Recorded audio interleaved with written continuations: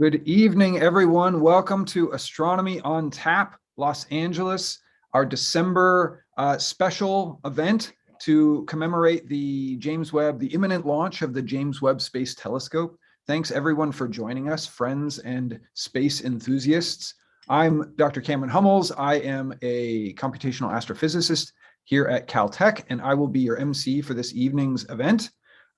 Just a few announcements. So just a layout of tonight. I'll do some announcements for the next couple of minutes, and then I will introduce the first of our speakers, Dr.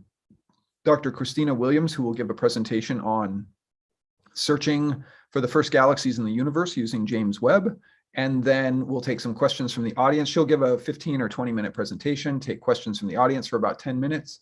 And then I'll introduce our second speaker for the night, Dr. Justin Spilker, who will also talk about searching for, magnifying these very massive and early galaxies in the universe using the James Webb Space Telescope. Take questions from the audience for another 10 minutes. So that should take us through the first hour. And then we'll do pub trivia, interactive pub trivia on a variety of topics related to the launch of James Webb Space Telescope, as well as other space news and astronomy related stuff. And that'll take us through 2 hours or so. So let's see. So these events are traditionally held in a bar. We're still not doing them live in person because there's a global pandemic happening, and I don't want to get people sick in a crowded bar. We were always at the maximum capacity of what the space would allow. So that seems like it's maximum for transmission of diseases as well. So we're holding off for a bit longer, but hopefully in the spring, we'll be able to reconvene in person. We have a sister series of events in addition to these Astronomy on Tap events called our Caltech Astronomy Stargazing Lectures. Those take place one Friday a month, Friday evening, and that Friday is this Friday as well. So I encourage you guys to check back here this Friday at 7 p.m. Pacific time for our live streaming of that. It will be a talk by Dr. Liam Connor, a postdoc in the department who does research on radio astronomy, and he'll be talking about this new astrophysical phenomenon called fast radio bursts and what they are and what's causing them, or what we think is causing them, and what they can tell us about basically the structure of the universe, which is super cool. I'm actually writing a paper on that stuff right now. So maybe I'll be able to chime in a little bit science-wise as well. But yeah, that will be this Friday, and it'll be like a 30-minute or so presentation. So I think those are all my quick announcements. Justin and Christina, you guys want to jump in here? Hi, guys. Hello. Hi. How's it going? Pretty good. Good. It's good to see you guys. Good to you. For our audience, we were all in Arizona together at the University of Arizona in Tucson, Arizona, a few years back when Justin was finishing his PhD there, and Christina and I were both postdocs there after our respective PhDs.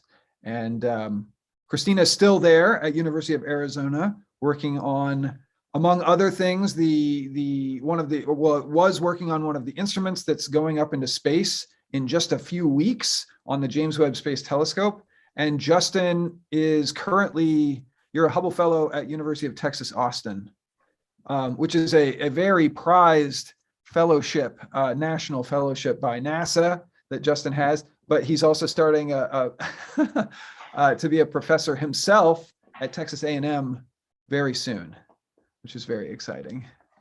So, so these events, as I mentioned, typically take place in a bar, and usually the speakers as well as the audience members are drinking beer. I am drinking an inexpensive beer that I purchased at Trader Joe's called Henninger Lager. It is a fine, inexpensive lager that I like. What are you guys drinking? Okay, I'm drinking Allagash White, which I think might be inverted in my camera. Oh, it's not here. Yeah. It's not? Right. Oh, okay. Yeah. Okay, never mind. It's just inverted for me. So I brought this back from the East Coast because they don't sell it in Arizona, and it's one of my favorites from. Allagash is a great brewery in Maine. I think it's the best it's in brewery Maine. in Maine. Yeah. Yes.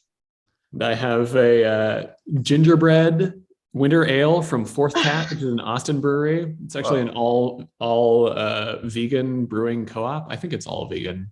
Whoa. I could be wrong, but at least this beer is vegan. It's pretty good, actually. Does it taste like kind of gingerbread? It tastes a little gingerbready. It reminds me a lot of like pumpkin ales too, because I think it's like, basically the same spice profile. So yeah, I haven't had it before, but it's fun. Cool. Well, it sounds tasty.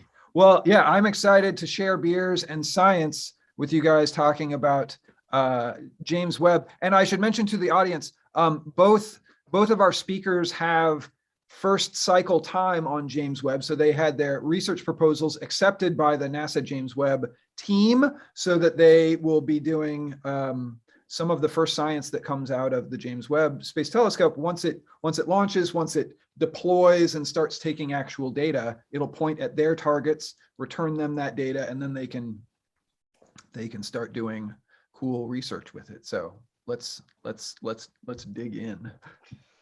Christina, you're our first speaker for tonight. Do you want to share your screen? Sure. Okay. Cool, that looks good. And so can you see my cursor? I can. Okay, so you can cool. use that to point at various things as you need to. Excellent. Okay, so my introduction is Dr. Christina Williams is an assistant research professor at the University of Arizona, using large telescopes on the ground and in space to study the formation and evolution of galaxies.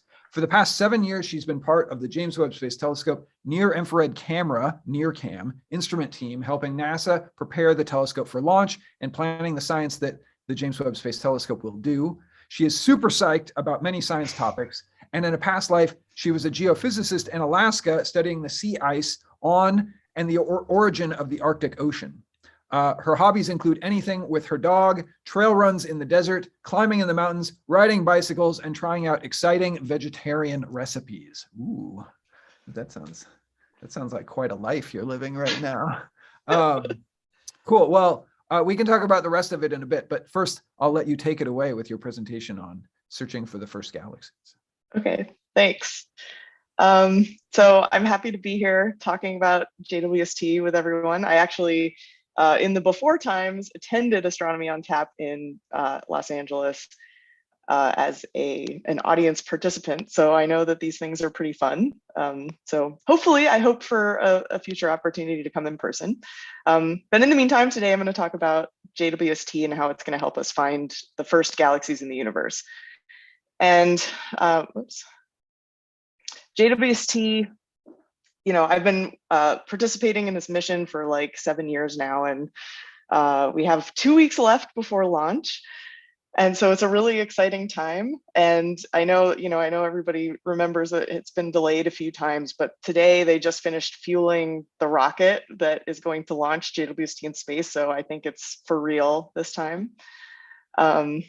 So I hope that, I'm not a morning person, but it's NASA's going to live stream the launch on December 22nd at 4:20 a.m. Pacific Standard Time. For me, it's an hour later, so I get to sleep a little bit longer than you guys. But anyway, in case you guys want to join and watch this really exciting event, here's the link for live streaming the launch. So JWST is like the biggest telescope we've ever launched into space. It has some of the most sensitive instruments that can see fainter than we've ever seen before. So this is really going to just totally change how we think about the early universe. And so, I study galaxies, and so I'm going to talk about one tiny little piece of what JWST is going to do, which is look for the first galaxies in the universe. And, galaxies are these beautiful, big, iconic structures in the nearby universe that they're throughout the whole universe, but this picture is one in the nearby universe. This is NGC 7329. And, this galaxy has a lot of different colors and structures, and these things tell us about the formation history of galaxies. So for example, in this picture, in the nearby universe, we can get really exquisite images of galaxies that give us a lot of detail that we can use to sort of understand where galaxies came from. So in this picture, you can see in the middle of this galaxy, this is a galaxy very similar to the Milky Way. The center has sort of the smooth distribution of orange-red light, and this light's coming from older stars that formed a long time ago. They're sort of lower mass stars that burn cooler, which is why they have this sort of yellow, orange, red light. And this is telling us that the center of this galaxy formed a long time ago. And around this sort of central bulge that has old stars in it, you see these spiral arms that have blue light coming from them. And this blue light is coming from hot, young, short-lived stars that are forming right now and, you know, making this galaxy grow. And so, you know, colors, shapes, and sizes are basically how we go about restructuring how galaxies evolved. And if you look at galaxies across the nearby universe, sort of in our little neighborhood, galaxies look totally different. There's a huge diversity of different kinds of galaxies with different colors and shapes and sizes. And, you know, this diversity is something we don't totally understand yet. And, you know, I think, I like to think of galaxies as these little ecosystems that harbor, they make stars form, and that harbors the formation of solar systems and planets and eventually life. And they have different levels of habitability. Some of them are inhospitable to the formation of planets and life, and others are hospitable. And so to some extent, studying the origin of this variation in galaxies, I think, is really kind of, you know, also a study of our own origins as life forms in some, you know, backwoods part of a very ordinary galaxy. So we want to understand where this diversity comes from. And part of that means we need to look back in time in the early universe to sort of piece together how galaxies are changing over time. And the universe has left us a couple of very convenient features to help us do this. So the first is that the speed of light in the universe is finite. So it travels at 300,000 kilometers a second. It's the same speed everywhere in the universe. And that means that it takes a long time for light to travel across the universe. And that makes the universe the perfect time machine. So, you know, we look at objects that are far away and we can see what they looked like in the past. So, for example, this is the Andromeda Galaxy. This is our sort of nearest large galaxy neighbor. It's very similar to the Milky Way. And this galaxy is 2.5 million light years away. So that means that the light that we're seeing from this galaxy left the galaxy 2.5 million years ago. And so we're seeing this galaxy as it was at that time. So you can look even farther back in time by looking farther away. So this is a galaxy cluster at 1.3 billion light years away. And that means that the light from all of these galaxies in this cluster, we're seeing them as they were 1.3 billion years ago. And so this kind of has motivated, you know, you can keep looking deeper and deeper and farther away to sort of see earlier and earlier galaxies in the universe. And so that's sort of what motivated the Hubble Ultra Deep Field and the Hubble Deep Field. So probably everybody's heard of the Hubble Deep Field. This is a really famous image from 1995 when the Hubble Space Telescope stared at a very small patch of the sky for like the equivalent of 10 days. So it just collected photons for 10 days and added all of that light up together. And what it showed was this beautiful image where there are just thousands of galaxies across the universe, and you can sort of see all these snapshots in cosmic history. And so these deep fields are really like kind of the powerhouse data set that we use to study these snapshots earlier in time to see what galaxies looked like. So the second convenient thing about the universe is that the universe is expanding.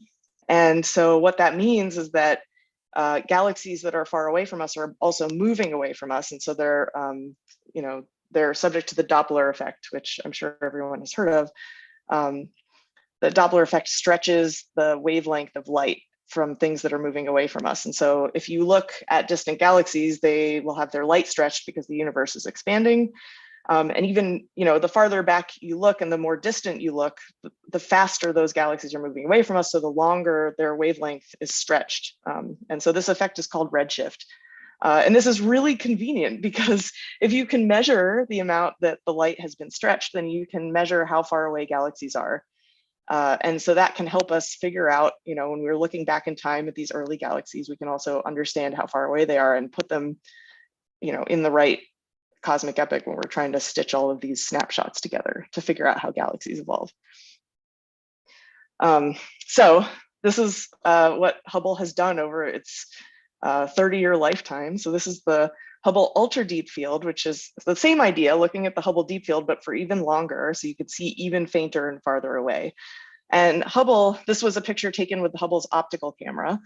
And so you can see in this picture, there are all of these distant galaxies that are about 13, what you're looking at is 13 billion years ago. These are these little green boxes. And so you can see them blown up on the right side of this figure that they all look like these little red blobs, and they're these little red blobs because their light has been redshifted because they're very far away from us. So these galaxies we're seeing as they were 800 million years after the Big Bang. So that's like very early in the universe's history. So using this, we've sort of been able to put together a timeline of the universe and how we think galaxies evolved in the universe. This is very like rough sketch of how of what we think is going on, but we think the universe started with a Big Bang, and after the Big Bang, there was the universe was filled with hot gas, and as this hot gas cooled, it collapsed to form the first stars and the first galaxies. And right now, we can't see any of that. Right now, Hubble has really only taken us to about 13.4 billion years ago. That's the farthest away galaxy we've ever been able to observe. That Hubble has identified. It's right here. So its light was stretched to the point where its redshift is redshift 11. So that's about 400 million years after the Big Bang.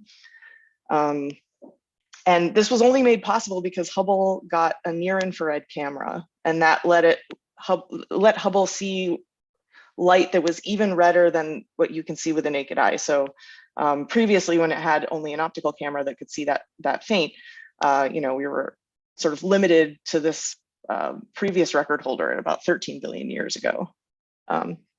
So after that, we see these first galaxies, and from there, we sort of have a rough idea of how some galaxies are evolving. Justin's going to talk about some galaxies that we haven't been able to observe very well with Hubble. But anyway, this whole picture over here, it's sort of terra incognita. We don't really know what's over there. So that's what I'm going to talk about in the rest of this talk. So this redshift record holder that Hubble discovered, this galaxy's name is GNZ11. It's at redshift 11. So we're seeing a galaxy as it was 400 million years after the Big Bang. So that is like pretty early in the universe. And this galaxy is pretty remarkable, actually, because it's whopping bright. And so, before it was discovered, astronomers didn't really expect to see galaxies that bright at that early time. It was sort of like uncharacteristically bright. And the other weird thing about that is that Hubble, usually maps relatively small areas on the sky. And so that means even if there are bright, rare galaxies like GNZ11, it's sort of unlikely that you would catch it in a small area. You would have to map a really large area to find it. So this is a really remarkable galaxy, and it's really remarkable that Hubble was able to find it. So just to put it in sort of some context with, nearby galaxies like the Andromeda, I've sort of by eye scaled them so they're roughly on the same scale. So GNZ11 is like 1/25th the size of Andromeda and in size. And it has about 1% the number of stars that Andromeda has, but it's forming stars at 20 times the rate that Andromeda is forming new stars. So this is like a totally different kind of galaxy than what you see in the nearby universe. So we want to learn more about galaxies like this, these little blobs in the beginning of the universe, to find out, how these galaxies form. So how do we look through these images and pick out the ones that are at the edge, sort of the edge of what we can see with telescopes? So I said earlier that redshift, we identify them using redshift. What you need in order to measure the redshift is a spectral feature or something that you can use to figure out what the redshift actually is. So here, I'm showing a little example of how we do that. This galaxy's light is going through a spectrograph, kind of like a prism, and it splits its light into all of the different colors. And if you split the light of a galaxy, this is what you see. This is this blue curve. So over here is blue light, over here is red light, and you see the stars coming from the young massive, the blue young massive stars, and you see light coming from the older, redder stars. And conveniently, the universe is not empty. It's full of hydrogen gas. And this hydrogen gas in between us and the distant galaxy sort of absorbs the starlight and makes this depression in the brightness right here. And that happens at a very characteristic wavelength. And so if we can measure the wavelength that this is observed at, then we can calculate what the redshift is and figure out how far away it is. So I'm going to show a little movie here showing how this works. So this is in gray, I'm showing the spectrum of this galaxy. So this is a galaxy at redshift 4. That's about 1 or 1.5 billion years after the Big Bang. So for a demonstration, these colored curves are showing the different colors that Hubble can see. So Hubble has pictures where we can take images of galaxies at specific colors so we can understand what they look like.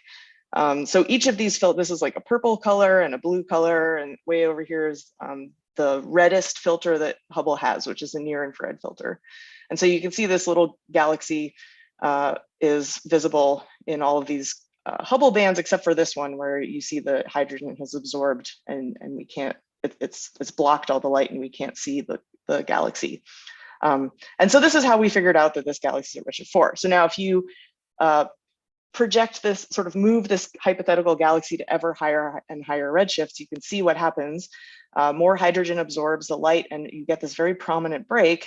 And the galaxy starts to drop out of the Hubble filters. And this is basically possible up until redshift 11, where we measured GNZ 11, because that's the last filter that can see light from this galaxy at redshift 11. So you can see it was visible in one Hubble filter, but was not visible in any of the other ones. And so this is how, measuring where this break occurs, where you see a galaxy and then you don't see the galaxy, this is how we identify the redshift of these distant galaxies. Okay, so I don't know if I'm the only person that anthropomorphizes telescopes, but I feel like Hubble is really excited for the next step, that we really need to see redder and fainter in order to identify these first galaxies. And so I sort of imagine that like Hubble and JWST are both like together very excited to do this. So, of course, JWST is definitely going to be able to see redder and fainter to identify these first galaxies. So I sort of imagine JWST is saying, hold my beer. Okay. Okay, so how is JWST going to do this? Well, so here I'm plotting the electromagnetic spectrum. And so visible light is here. This is what we see with our eyes. And the Hubble Space Telescope its wavelength coverage sort of centers on the visible wavelengths, but you see, and I mentioned earlier, it got a new near infrared camera that let it see a little bit into the infrared. But JWST is going to see way into the near infrared and sort of extend to this baseline with which we can see ever redder and redder galaxies as they go to higher and higher redshifts. So I'll point out here, Spitzer Space Telescope was it was a really exciting space telescope that did a lot of important work in the near infrared, but this telescope is really small, and that makes it really hard for Spitzer to collect the photons from like the very distant universe where these galaxies are really faint. So JWST is really going to fill in the blanks of what we haven't been able to see between these other two facilities. Okay, so we've been doing deep field surveys for a long time, so since the 90s. And so I showed you the Hubble Deep Field earlier, which got us to about 1 billion years after the Big Bang, and then the Hubble Ultra Deep Field and the Hubble Ultra Deep Field in the infrared. And now JWST is going to go way beyond what Hubble was ever able to do. And in principle, it could even find galaxies, if they're bright enough, that it could find galaxies out to redshift 30. That's like pretty close to the Big Bang. And so we're really hopeful that we'll be able to find some of the first stars and first galaxies like as they're forming out of this primordial gas after the Big Bang. Okay, so now I'm going to show you a couple of, I guess, simulations of what we think JWST is going to see. So on the left panel, I'm showing the Hubble ultra deep field that I showed you earlier. So this is a real image taken by Hummel. On the right, I'm showing a simulation of what JWST will see of the same field. But of course, JWST sees redder and fainter. So all of these galaxies, you can see they're a lot redder. But you can also see there's like thousands more tiny little blips in the background that we can sort through to look for these very distant galaxies. So this simulation is sort of, it's a simulation of a specific survey that I'm involved in that's going to happen in the first year. It's called the JWST Advanced Deep Extragalactic Survey, or JADES. And this, the JADES team is going to do sort of the next step beyond the Hubble Ultra Deep Field. We're going to look at the Hubble Ultra Deep Field, but in the more infrared colors and much deeper to look for these distant galaxies. So I'm going to zoom in sort of on one of these little pictures because this is sort of big and it's hard to see the little galaxies. But now I'm zoomed in and you can see, you know, how many tiny little red galaxies are back there that Hubble wasn't able to see, but JWST will be able to see. So I'm really excited about this survey. I think it's going to teach us a lot of important things about the early universe. So some of the things it's going to teach us, now I've zoomed in on one of these tiny little red blobs that are, you know, fake red blobs, but it's sort of simulation of what we think we would see. So some of the things we're going to measure from these little red blobs, we're going to measure their brightness, and that's going to tell us how fast those galaxies are forming new stars. And we're going to measure the size, and the size is going to tell us how the galaxy is growing. We're going to measure the size in different colors, and that's going to help us understand that. We're going to count how many galaxies we find in those maps, and that's going to tell us, it's going to help us sort of figure out from a theoretical perspective how galaxies are forming out of the primordial gas after the Big Bang. And then we're going to measure the colors of these little red galaxies and figure out how early they started forming stars. So this is kind of just a laundry list of things that we can do with little images like this. I mean, this is, you know, what, there's like 10 pixels here, but I mean, that's going to tell us a lot about how early galaxies formed. So, so I'm really excited about the data that we're going to get from the telescope. Okay, so in my last 2 minutes, I'm going to tell you about another program that that I'm leading called the Panoramic Survey. The Panoramic Survey is taking advantage of a really cool feature of JWST, which is that it doesn't just have one instrument, it has 4. So then there's the near infrared camera that is that's the instrument that I work on. It's made up of 2 different detectors, which is why there's 2 squares. There's 3 other instruments. There's a mid-infrared instrument, there's a near-infrared spectrograph, and then there's a second near-infrared spectrograph. One of the cool features about JWST is that you don't only need to use one instrument at a time, you can turn multiple instruments on at the same time. And so what that means is you can sort of effectively get, you know, double the data in half the time. It's like a very exciting kind of feature to make this telescope like produce even more science. And so so the Panoramic Survey that I'm leading is going to do just that. It's going to piggyback off of other programs. So the telescope's going to go and do science in different parts of the sky. And while it's doing other science, we're just going to turn on this detector and image the universe in these very random locations that together will add up to a lot of area. So, you know, the Hubble Deep Field and the Hubble Ultra Deep Field are all very tiny parts of the sky. So you really can't find sort of rare, unique objects like GNZ11 very easily in maps like that. They're just not there. You need to map wide areas to see rare objects like that. So that's what we're going to try to do with the Panoramic Survey, by just mapping random parts of the sky that adds up to a lot of area. So this is sort of a demonstration of how that will work. This is just a cosmological simulation in the background that shows that the universe is not, you know, totally uniform, that you need to map a large area to sort of understand the, you know, how common rare galaxies are. So we're going to look for more GNZ11s that are these rare bright galaxies, and we're also going to look for other populations of rare red galaxies that Hubble can't see right now, to better understand sort of this galaxies evolving in this blind spot that we currently have. And Justin I think is going to talk more about that in his talk. Okay, so stay tuned for real JWST pictures coming in 2022. And if you're really impatient and don't want to wait, you can download some fake JWST images for yourself. They're publicly available at this website. And you can also follow JWST's progress on Twitter and Instagram. Okay, thanks. Excellent work. Thank you, Christina. Yeah, very good talk. You covered a lot of ground there. That was great. Let's see. Okay, awesome.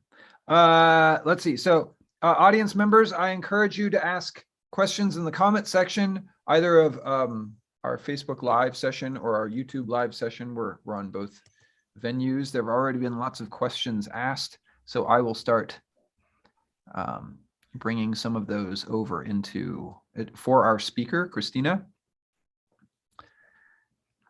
Well, actually, I had a quick question. There at the end, you were talking about how you can turn on multiple instruments simultaneously. Is there a beam splitter in the path of the telescope so that the light that's coming through the telescope, part of it gets shuffled off towards near cam and part of it gets shuffled off towards near spec or MIRI or something like that? Or it seemed like you were describing it that it was going to be taking like data from locations on the sky where the telescope wasn't necessarily pointing, or I was kind of confused by that. Yeah, so the light comes through the sort of optical through all the whole. So the picture I was showing with the different instruments is the focal plane, and the whole focal plane gets illuminated. But the focal plane means it all of the different parts of the focal plane point at different parts of the sky, just the way that it's laid out there. So you don't look at the same part of the sky. But NearCam actually, I didn't mention this, but NearCam actually does have a what they call a dichroic that splits the light among two different detectors. So I showed two detectors, but each of those detectors are actually two detectors also that do map the same part of the sky in two different colors at the same time. Ah, I see. Okay. Yeah. Cool. But NearCam's the only one that has the beam splitter, the dichroic for that. I think so. Yeah. Okay. Well, I don't actually know much about the other instruments, so. Well, that's okay. I think that's true. You're on. Okay. Okay. Questions. Will the nerdy Walker asks, will the James Webb Space Telescope be able to take pictures in the visible range of the electromagnetic spectrum, or will all the data captured be in the infrared part of the spectrum? It does actually have a few filters in the optical part, so the visible part of the spectrum, and it goes to about 0.6 microns, or 0.7 microns, which is like orange, maybe. Justin maybe has an opinion of what color that is. So it does actually have a little bit of optical coverage, but it turns out that the telescope is really sensitive to near infrared and less so to optical. So it takes it a lot. It's not very optimized for optical imaging in the visible wavelengths. Sorry, I keep saying optical, but I meant visible wavelength. Oh, that's okay. I know it's synonymous, but I tend to try and use visible because I think that's more what people are accustomed to. But yeah, just for our audience members' sake, if you hear someone describe like optical wavelengths, it's the same as visible wavelengths, the same stuff that your eyes can see. So like 400 to 700 nanometers in wavelength or so. Let's see.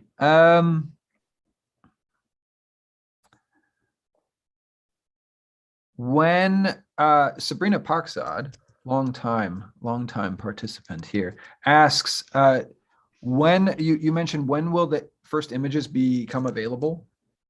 Oh, that's a good question that I don't know the answer to. So in theory, the timeline will be like this. So JWST is going to launch in December. There's going to be 6 months of what they call commissioning, where they're going to take test imaging and make sure that everything's working the way it should, and also figure out some of the things we don't know how it works yet. We're going to like characterize it so we can use the science images later. Some of those, so at the end of that, there's going to be some press images that get taken that will probably be the first ones to be released. And that's called the early, I don't remember what they're called. I'm sorry.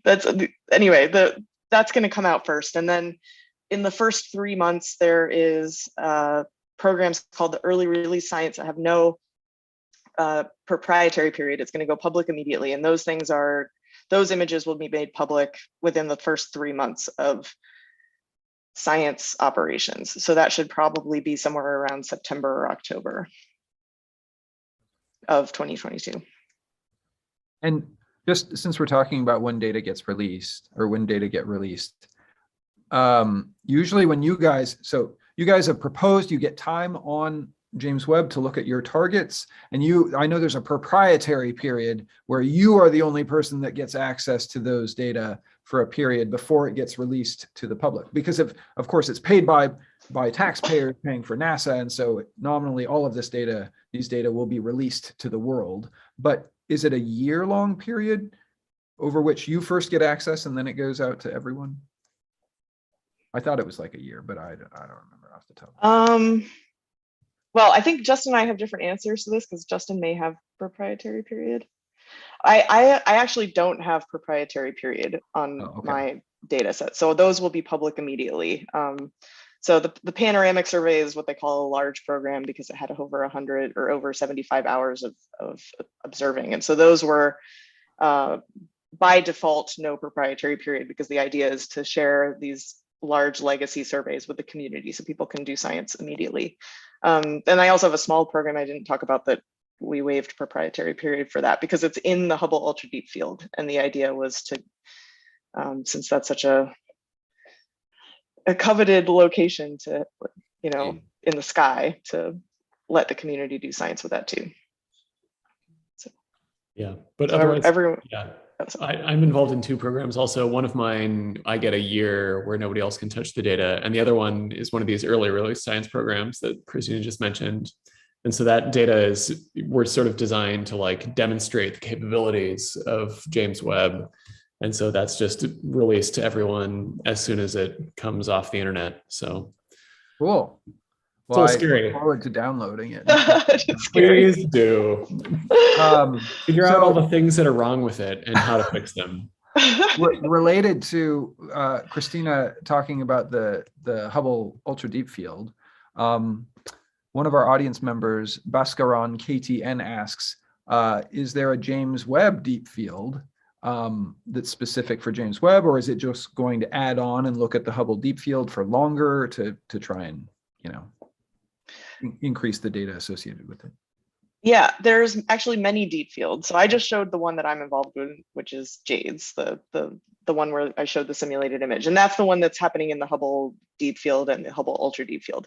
But there's several that are planned for the first year that are going to do other deep field surveys in other parts of the sky where data already exists from Hubble, and they're going to map in the infrared with JWST. So I think in total, there's going to be something like almost a square degree of data in existing deep fields. And then there's going to be, when you put panoramic that I talked about, where we're just going to map random parts of the sky, that doesn't have any, it may not lie on areas where existing data is here already. So, that is not quite a deep field, but those may become deep fields in the future, because we're sort of hoping to identify new populations of galaxies that, people will follow up. I hope people will follow them up later with other telescopes. Anyway. Well, and you can come back with Hubble then, right? Yeah, so fingers crossed that Hubble. Assuming it's still rolling. Don't say that. Well, I hope it is. All my science is based on like UV detection, and it's the only UV game in town for the time being. So yeah, that's true. Audience member Andrew Reitemeyer asks, would early galaxies mostly be spirals, as there'd be very few collisions to create ellipticals? Or do you see just a similar ratio of elliptical galaxies as there are spirals? Or are they totally weird? That's a really good question. And I have to say, I didn't have time to talk about this, but like early galaxies, we actually don't know that much about their structure, because we can only see them in sort of the rest frame of the galaxy, the ultraviolet. So it's sort of like we're seeing only the spiral disks. If you were to look at a nearby galaxy and sort of pretend it's at high redshift and see it in the data set that we have available, it's like you only see where the new stars are forming. You don't see where the old stars are. And so that's a problem because we don't actually know what the underlying structure of the galaxies are. That being said, we don't really see spiral structures in a lot of early galaxies. We see little disorganized blobs that, so we think the spiral structure probably forms a lot later in the universe. And so, yeah, I would say it's an open question still what, what the structures of early galaxies are. But I think it's also, I mean, the person who asked the question, I think made a good point too, which is like, or made a point, right? Which was that, they say that maybe there's not as many mergers in the early history of the universe, but I think it's actually the opposite where, since the universe is expanding today, in the past, it was much more compact, much denser. And so galaxies actually merged more often early on than they do today, right? Now everything is expanded so much that galaxies are much further apart on average. And so, yeah, I agree that probably there's not really that many big spiral galaxies early in the history of the universe. And part of that maybe is because they're merging a lot. And part of it is just because they're so young, they haven't had the chance to build these big, beautiful spirals that you should see in like the New York Times or whatever, astronomy picture of the day. Yeah, and I think to add to that, there's the added complexity that like early galaxies, since they don't have these ordered structure, they're sort of disorganized. It's harder to tell if something's merging or not because things that aren't merging also kind of look disorganized. So sort of our standard merger tracers don't. Yeah. Yeah, they haven't calmed down. They haven't settled down. They're like, blah. Yeah. And following, kind of extrapolating on what you said, Justin, it gives it kind of a dark future for us where as the universe continues to expand, galaxies will be even farther and farther apart from each other. And then, in potentially the distant future, we'll be causally disconnected from these distant galaxies, and we won't even have light from them. We'll just see the stars in our own galaxy. We won't see the other galaxies. So we live at a good time in the universe to be able to see all this awesome cosmic structure. I plan to be dead by then. Me too. Maybe. We'll see. Let's see. One more question. Oh, here's kind of a general question for you, Christina. A question for Christina from Sue Ann McCarty. How the heck do you make the transition from geophysics in Alaska? And why did you choose to study galaxies instead of planetary science or other fields in astronomy? That it does seem like quite a pivot from going from like studying Alaskan, geophysics to doing astronomy. So yeah, it was a big change. I guess I'd sort of been conflicted about both of them for many years before that too. I liked both. I was interested in both. And so I kind of just tried one first and I liked it and I could have totally stayed in it, but I also was sort of just drawn to going farther beyond our planet to just learn more about how the universe works. So to answer the question about galaxies versus planetary systems, I guess I ended up at a graduate school that mostly did galaxies, and that was kind of that made that the best opportunity for me rather than sort of being isolated and studying planetary systems in a department full of galaxy astrophysicists. So that's fair. Cool. Sorry I didn't get to all the questions, but we have to keep moving with the rest of our event. So excellent presentation, Christina. Thank you very much. Stick around and we'll have you join for the pub trivia after Justin's presentation. But for now, Justin will be our speaker. Oh, excellent. Excellent. Let me give a quick intro for you, Dr. Spilker. Dr. Justin Spilker is a NASA Hubble Fellow based at the University of Texas at Austin, and he's legally obligated to tell this California audience not to move to Texas. There's too many Californians who've already been moving to Texas. He will be starting up as a professor of astronomy in January at Texas A&M University. And he is an observational astronomer, mostly using radio telescopes to understand when and why galaxies make new stars throughout the history of our universe. And on a personal side, he set a goal to bike 3,000 miles this year to stay motivated through another pandemic Texas summer. And he only has 158 to go. That's very impressive. You've really been crushing it on the, yeah. Well, you've got a few weeks. I imagine it's cooled off a bit. Hopefully it's more. It is. It's much nicer now than it was. Nicer. Great. Okay. Well, I'll let you take it away. Thank you, Justin. Okay, great. Thanks. It's so good to be here. I, unlike Christina, have not had the chance to attend an Astronomy on Tap in Los Angeles. I've only been to, a few others that we've had around the country, including in Austin. And so today, what I want to talk about, or tonight, I guess, what I want to talk about is a bit of how we can really observe inside the details of galaxies very early in the history of the universe. And so I wanted to start with a bit of an analogy that kind of builds off a lot of what Christina was talking about earlier. If you all just sort of imagine that you're an alien in a spaceship and you've come to this planet called Earth, maybe you detected some of our radio broadcasts or our TV broadcasts, and so you know there's life here. So you set off in your spaceship, you get here, and then you have to decide, okay, where are we going to land? What are we going to go, see and try to meet these creatures that have, put out this radio signal. And so you land on this continent that, being a creative alien, you'll call North America.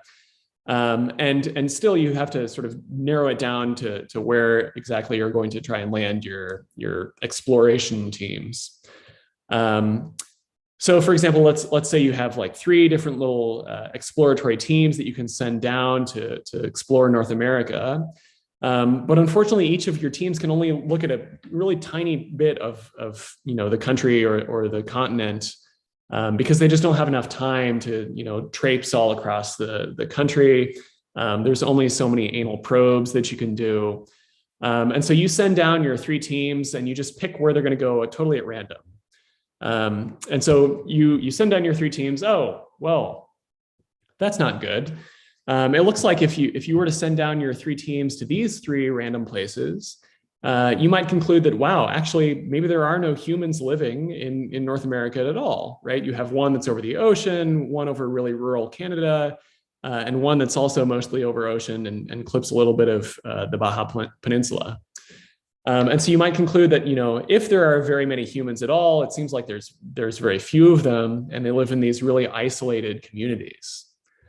But maybe you had, a different set of 3 random places, and now you come to a totally different conclusion, right? So now you hit up a few different medium-sized cities: Kansas City, Salt Lake, Tucson, my favorite. And you might decide now that, maybe all of these humans live in these sort of like, moderately sized cities, maybe 1 million people or so. They have a few tall buildings, but mostly it's very spread out. Most people live in sort of suburban areas. And on the other hand, you could send down another set of 3 random teams. And now you would come to yet another totally different conclusion, right? So if your team happens to cover Chicago, you're going to think that humans live in a very different way than they do if your random team came over the ocean, for example, right? And so what this tells you, right, is that if you can only look at small portions of North America at a given time, you could come to very different conclusions about the way that people live across the continent, right? You could conclude that there are very few people that live in North America, or you could conclude that there are many millions and millions of people, and they all live in these really large cities, like Dallas or Los Angeles, for example.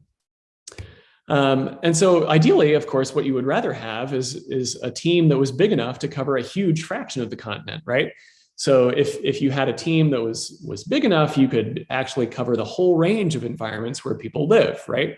You could cover big cities, you could cover small cities, you could cover rural areas and villages, and you could cover some chunks of ocean too, right? And so if you really want to understand where people live within North America, you have to look at a big enough region of the continent in order to get, all of these different sizes, all of these different regions, all of these different, ways, places, and shapes that people live, right? And so the same thing actually applies to galaxies.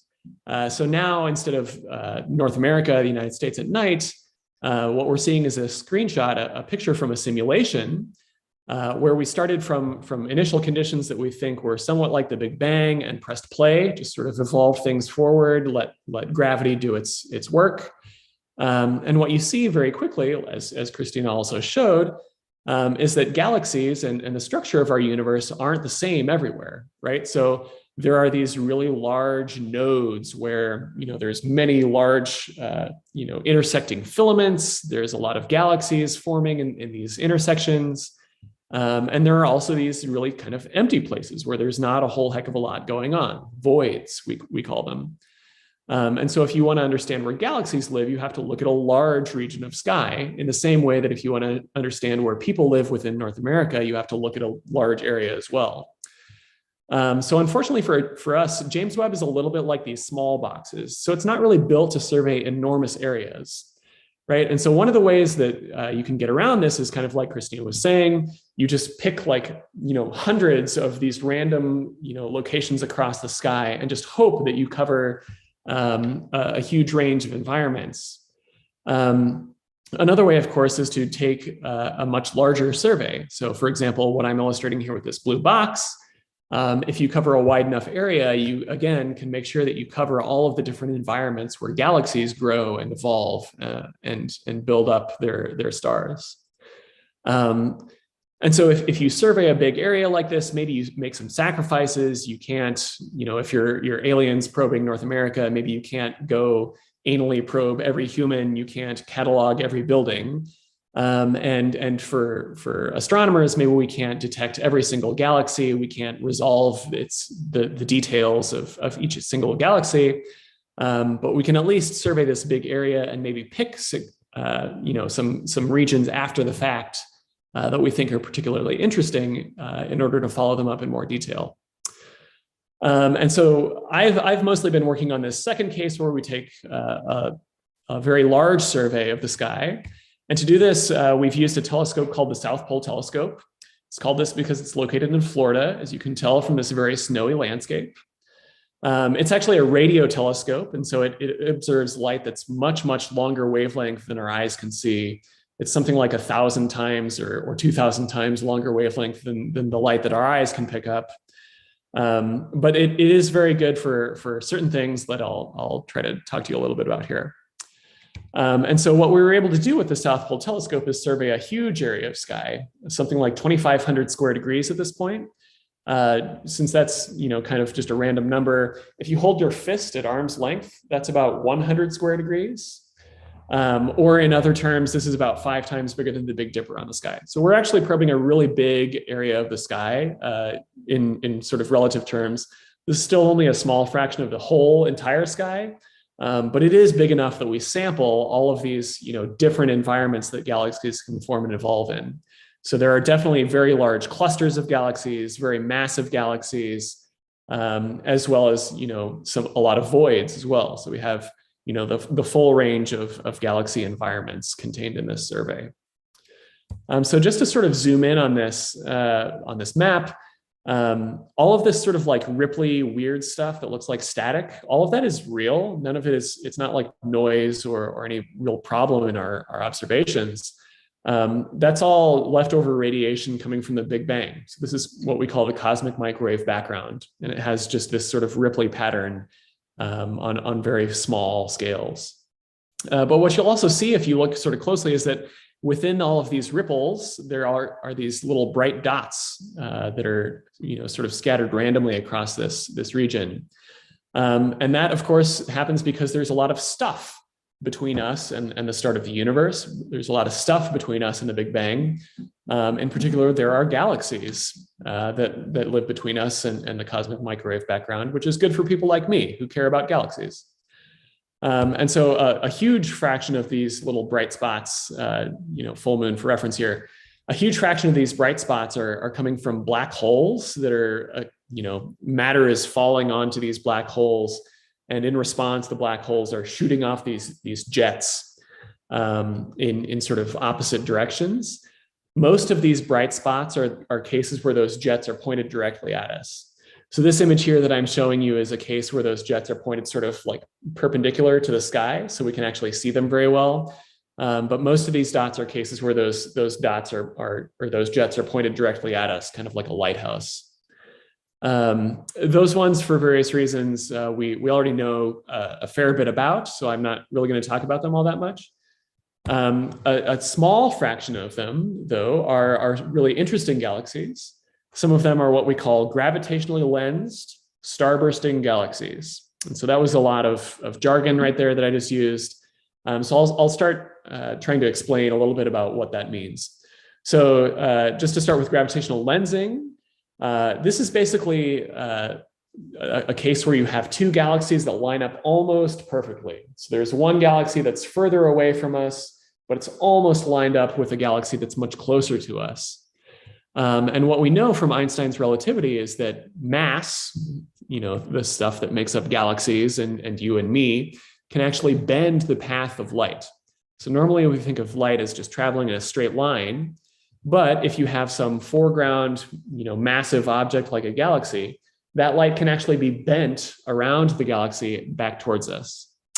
And so gravitational lensing basically deflects light that would have missed us. So for example, this light coming from this background red galaxy here, if you just sort of follow along this line here, it would have missed us by a lot, right?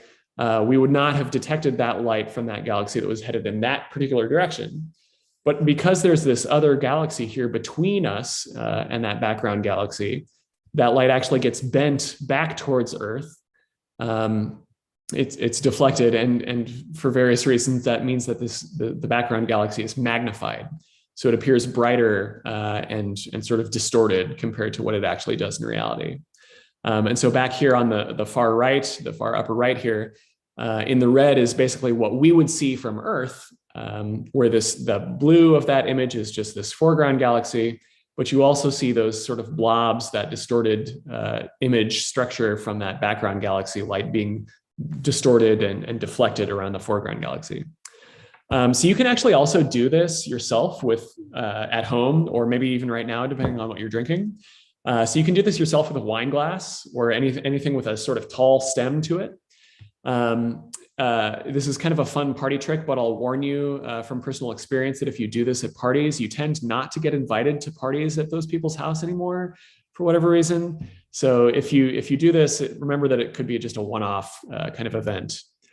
But so if you take your wine glass and you have a background light source, for example, a candle perhaps, and you line it up just right, you can produce images in the wine glass from that background candle or other light source that look really similar actually to some of these gravitationally lensed galaxies that we see in the real universe. Right. So in this case, the wine glass and the candle are lined up almost bang on, and we get a very full circle of light from our candle and almost a very full circle of light from this background blue galaxy. In this image, all of the blue galaxies are the ones that are behind, and those yellow ones are the ones that are in front. And you get a couple other different structures where basically you can reproduce the structure that we actually see from lensing of galaxies just with a lensing from a wine glass, which I always thought was kind of fun. But I'm a nerd, so maybe don't do this at parties. Okay, so what does this actually do for us? So I thought I would show kind of a fun image of what we think we can get from gravitational lensing. So this is just an example of a particular galaxy that is lensed. And in this case, we've kind of pretended that, what if it wasn't lensed? What would we have seen if this galaxy was just sort of sitting off on its lonesome? So Hubble, you can see here, you don't really get all that much detail there, right? It looks basically just like a blob. We can't really say all that much about its internal structure. Maybe we could say that this end here down on the bottom looks a little bluer, a little purpler than the middle here, which looks really yellow. But there's not a whole heck of a lot to say there as far as the internal structure of what these galaxies look like.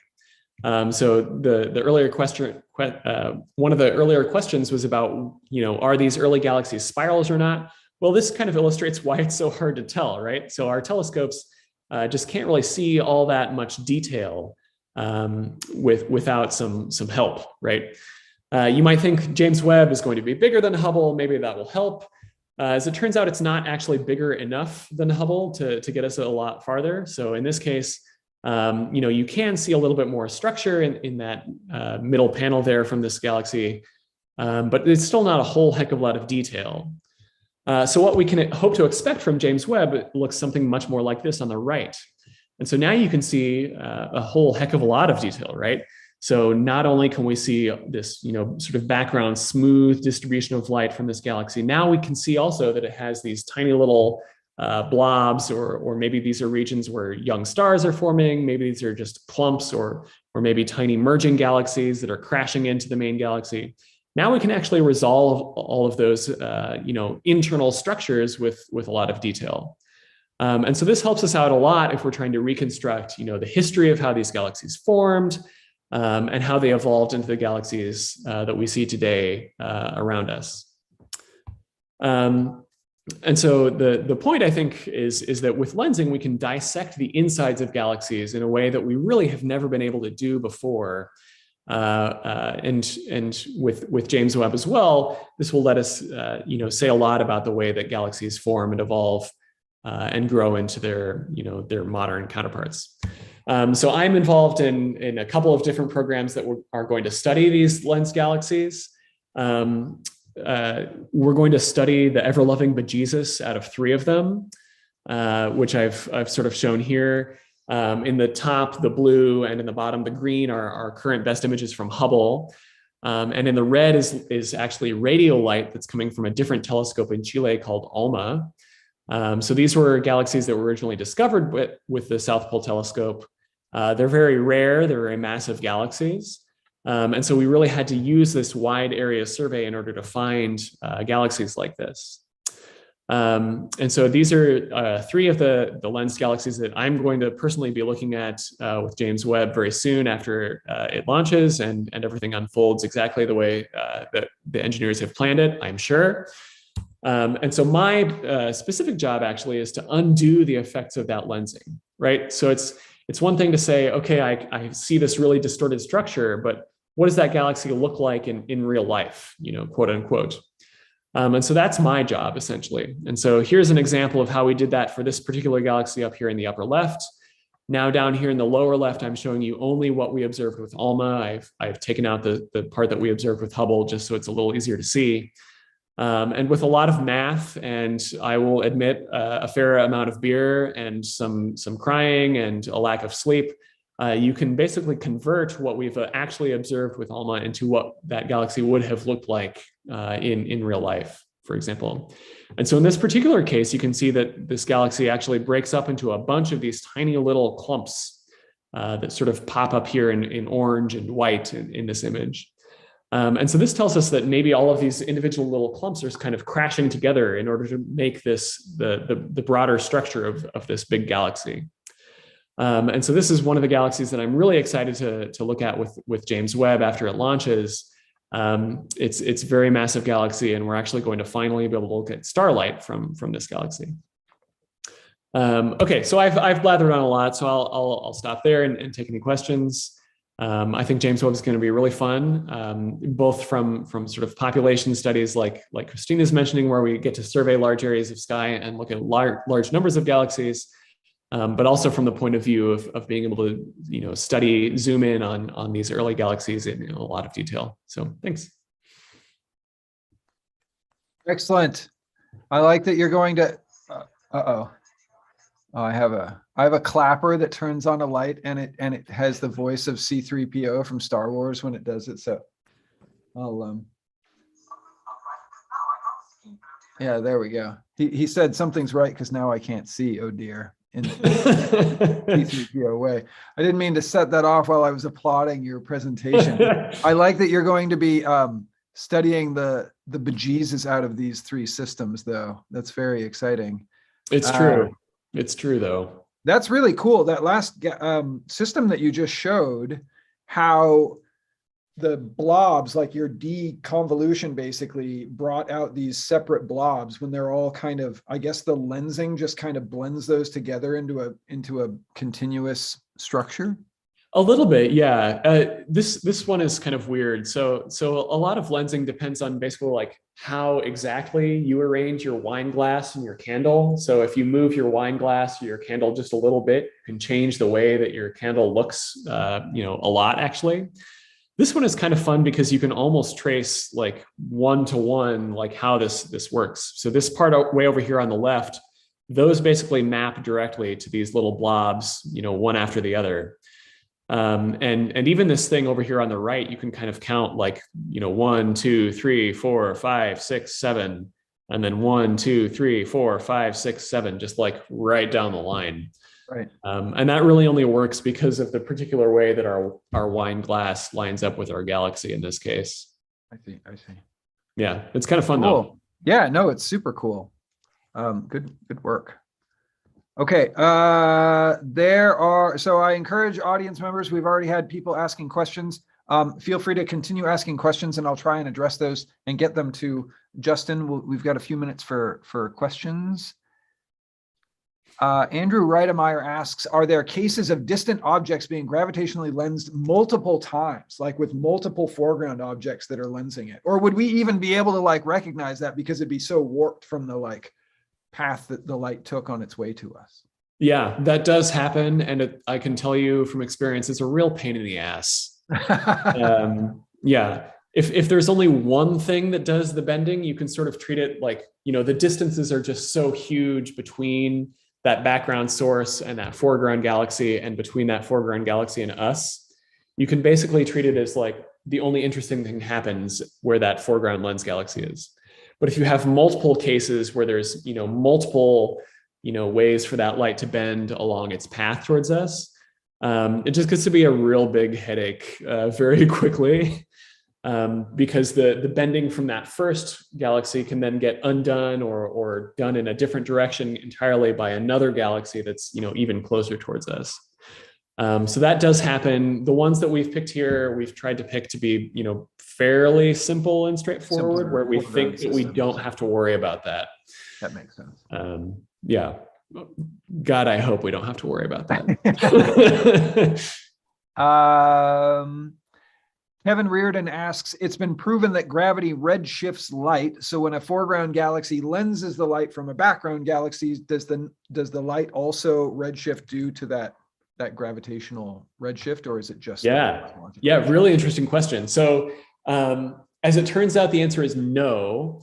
And the reason is because that as the light comes towards that galaxy, it's basically falling into the gravity of that foreground galaxy.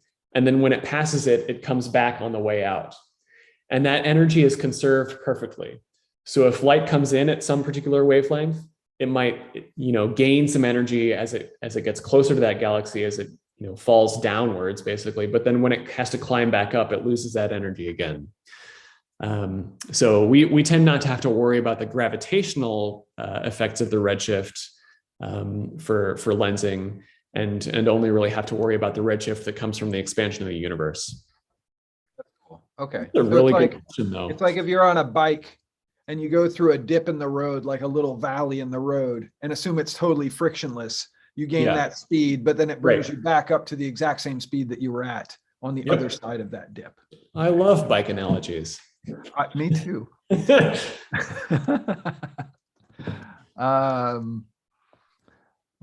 see.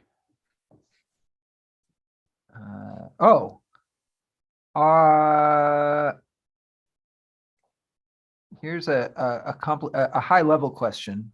Justin, will you be looking at, Neil Omatic asks, Justin, will you be looking at the star formation rate density at redshift greater than 6? That is a very detailed question. So mostly the answer is no. So this particular galaxy that I'm showing here is at redshift 7. So in theory, we could say something about the star formation rate density at redshift greater than 6.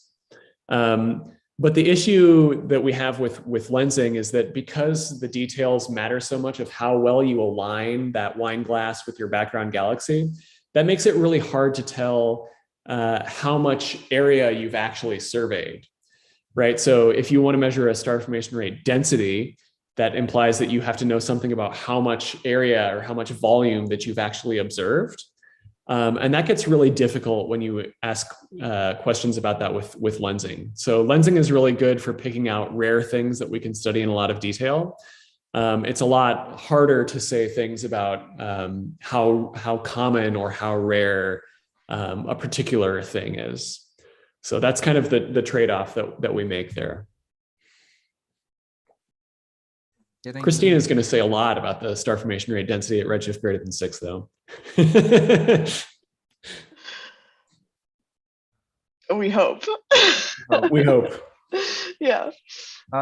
Sabina Alistar asks, will there be a short way to refer to the telescope? JWST doesn't quite flow as easily as Hubble or Spitzer.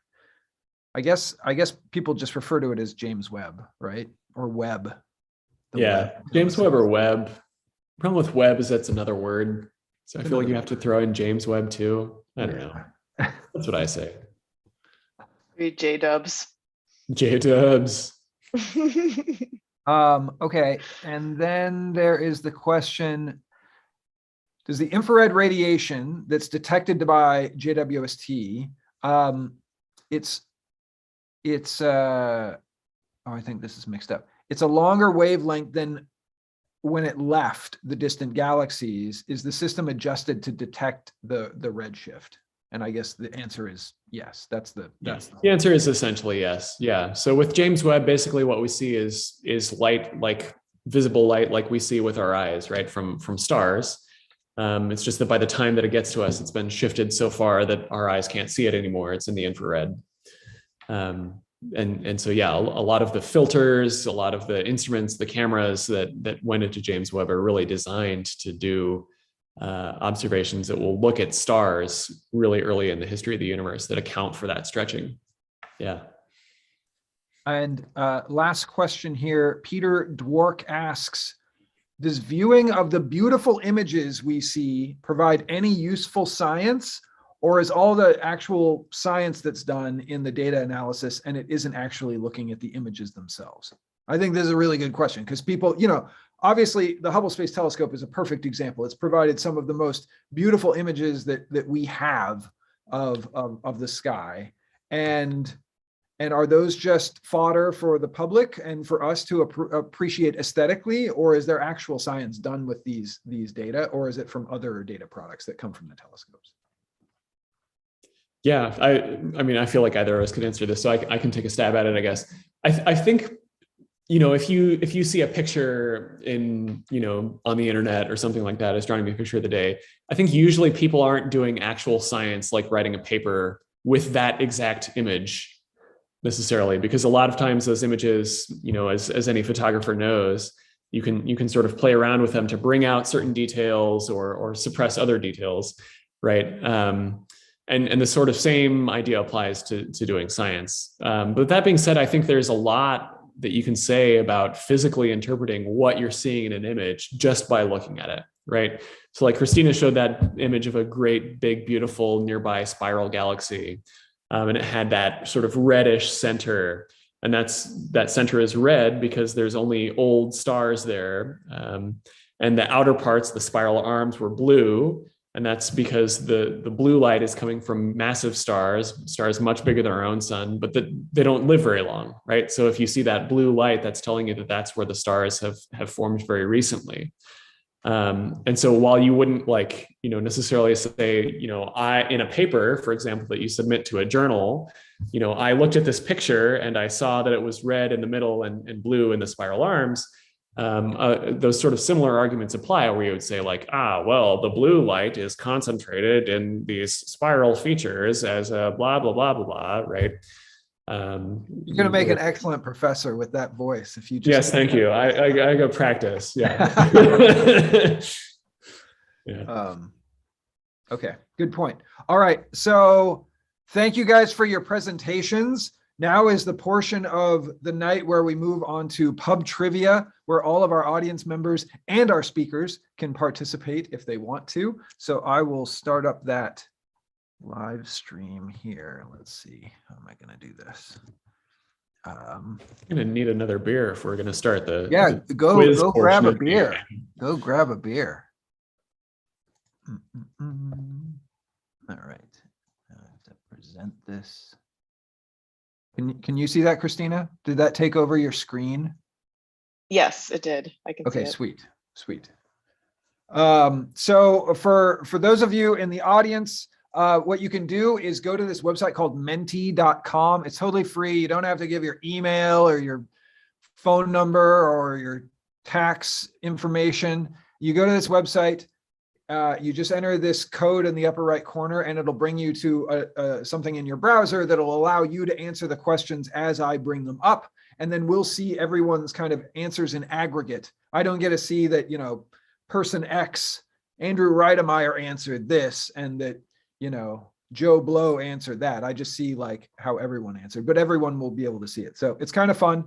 The other thing that I want to mention is I realize that everyone has access to all the information in the world at their fingertips because they're in front of a computer watching this or they're on their phone. It's no fun. There's no prize.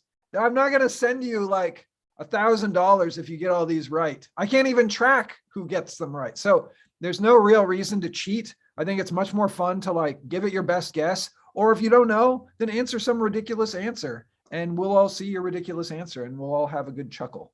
So anyway, so go to this website and we'll get started. So here's our first question. What is the telltale sign that a piece of iron found on the Earth originated in space? I like this one. I like this one a lot. This has nothing to do with James Webb. It has nothing to do with distant galaxies, but it's fun nonetheless. So I leave it as an open-ended question. As a note, as I'm waiting for people to respond to this, magnetic properties, good idea. Isotopes, also good ideas. Before the Iron Age, before humans started like mining and smelting iron ore out of the earth, basically the only iron that we had on the surface of the earth came from meteorites. Isn't that wild? That's crazy, but it's also true. Like all the iron people had came from, space debris that rained down on the earth. And then they found a big chunk of iron and they were like, oh, let's melt this down and make a spear tip or something. It's pretty wild. That's just because we hadn't invented mines yet? Is that? Yeah, basically, yeah. We hadn't invented mines and we didn't have the capability of like, even if you pulled out iron chunks or iron ore, we didn't have the ability to smelt it and then turn it into something useful. So yeah. So like the first iron mines were like around like 100 BC. So before that, all the iron that basically people used came from meteorites, which is crazy, but awesome. Okay, lots of good questions here, lots of good responses here. It's autographed. That is the telltale sign that it came from space. Signed, space. Ablation, good idea. No rust, interesting idea. Yeah, that's true. I guess if it just came from space, then perhaps it wouldn't be oxidized and rusty because it was in an anaerobic environment without any kind of oxygen. Dimples on the surface, that's a good idea. Oh, these are all, it smells like aliens. Some good responses here, but the response I was looking for, to put it in like Alex Trebek terms, is this thing called the Widmanstätten pattern, which is, I realize it's very specific, but give me a second. You're gonna be pretty psyched about this. So this is a piece of an iron meteorite that's been cut like in a plane and then essentially expose this surface. And you can see this crazy structure here. That is a natural structure in the metal, in the iron. It is residual of like crystal formation that we don't have the capability of forming here on Earth because crystals of this type form over like millions of years of cooling slowly, very, very slowly. So just as a quick reminder, in small planetary objects, including kind of largish asteroids, you form the object on the left, and then once it gets big enough, if it's accreted enough material that it's large enough, say like, I don't know, 50 miles across or 50 kilometers across or something like that, it essentially differentiates. So the heavier elements sink to the center and the lighter elements sit on the crust. And that's true of the Earth too, right? We have an iron nickel core in the center of the Earth. It's like powering our magnetic field. And this is true of other objects in the solar system. And in the early solar system, these big asteroids and mini planetoids like ran into each other and essentially like exposed the iron core, the heavy core that's almost pure iron and nickel. But the point is that over time, this thing started out off hot and it slowly cooled, and it was really slowly cooling, such that it was cooling like 1 degree per million years. And over that kind of time scale, you can form crystals. Because if you think about it, like if you have water and you freeze it really quickly, like you stick it in the freezer, it doesn't really form crystals very well. But if you leave it out overnight and it slowly cools and gets down below freezing, then you form like nice little ice crystals, right? And it's the same thing with metals. It's the same thing with most substances. If you slowly cool them, it allows crystal formation. And so this is like a chunk of an iron meteorite, which came from one of those like asteroid cores that got busted up when it ran into other asteroids. And so there's just a bunch of iron flying around space. And sometimes it comes into our atmosphere and it lands on the surface of the Earth. And we get these iron meteorites that are mostly iron and nickel. And if you cut those open and expose the surface and pour a little bit of acid on there to kind of expose the structure of it, these lines are the residual of the crystal, like the iron crystal formation that took forever to form. And I just want to share. Part of the reason I'm so psyched about this right now, how do I stop this stupid sharing? Stop sharing. Oh, here we go. Is because I bought a piece of meteorite right here. Look at this. So can you see you can see some of that weird structure, that Widmanstätten pattern? Cameron, that's so cool. It's pretty cool, right? Yeah.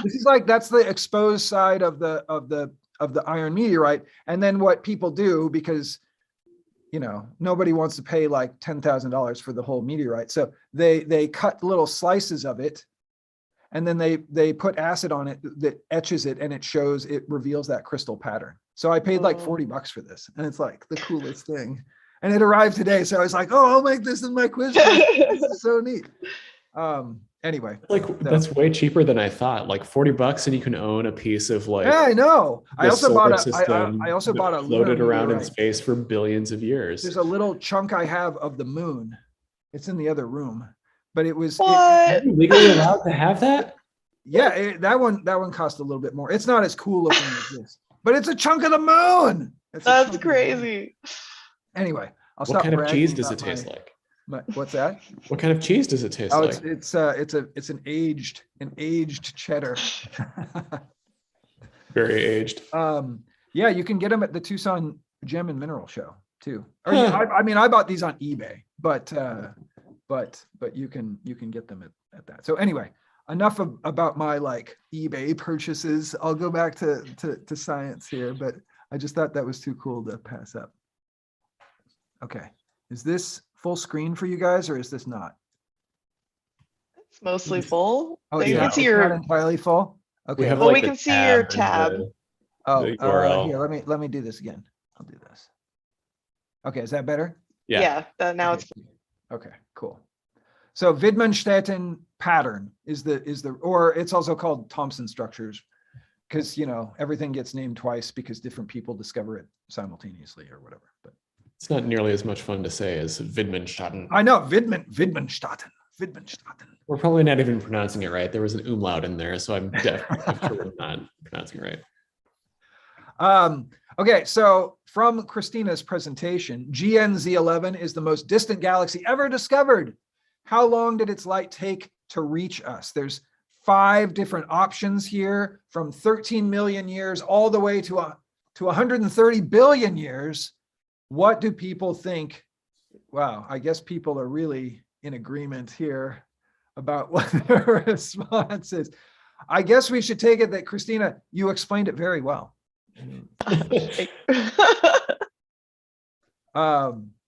As we all know, the only thing that has lasted 130 billion years is this pandemic. So Indeed. Indeed. And it's not over yet. womp womp. Christina, do you want to talk about this a little bit since you just discussed it? Okay. This is the farthest galaxy we know of. Well, how old is our universe? Well, the universe is well, okay. It's 13.8 billion years in the cosmology that I assumed when I calculated. So it clearly can't be 130 billion years. No, of course, yeah, no. It's. I mean, we're talking when you change the cosmology, it changes it by a small amount. But so yeah, so the universe is 13.8 billion years old, and this galaxy is only a few hundred million years after the Big Bang. So it's approximately 13 point something billion years ago. Here's that slide from your presentation. Here's the slide. Yeah, thank you. Well, so I have a question. Okay.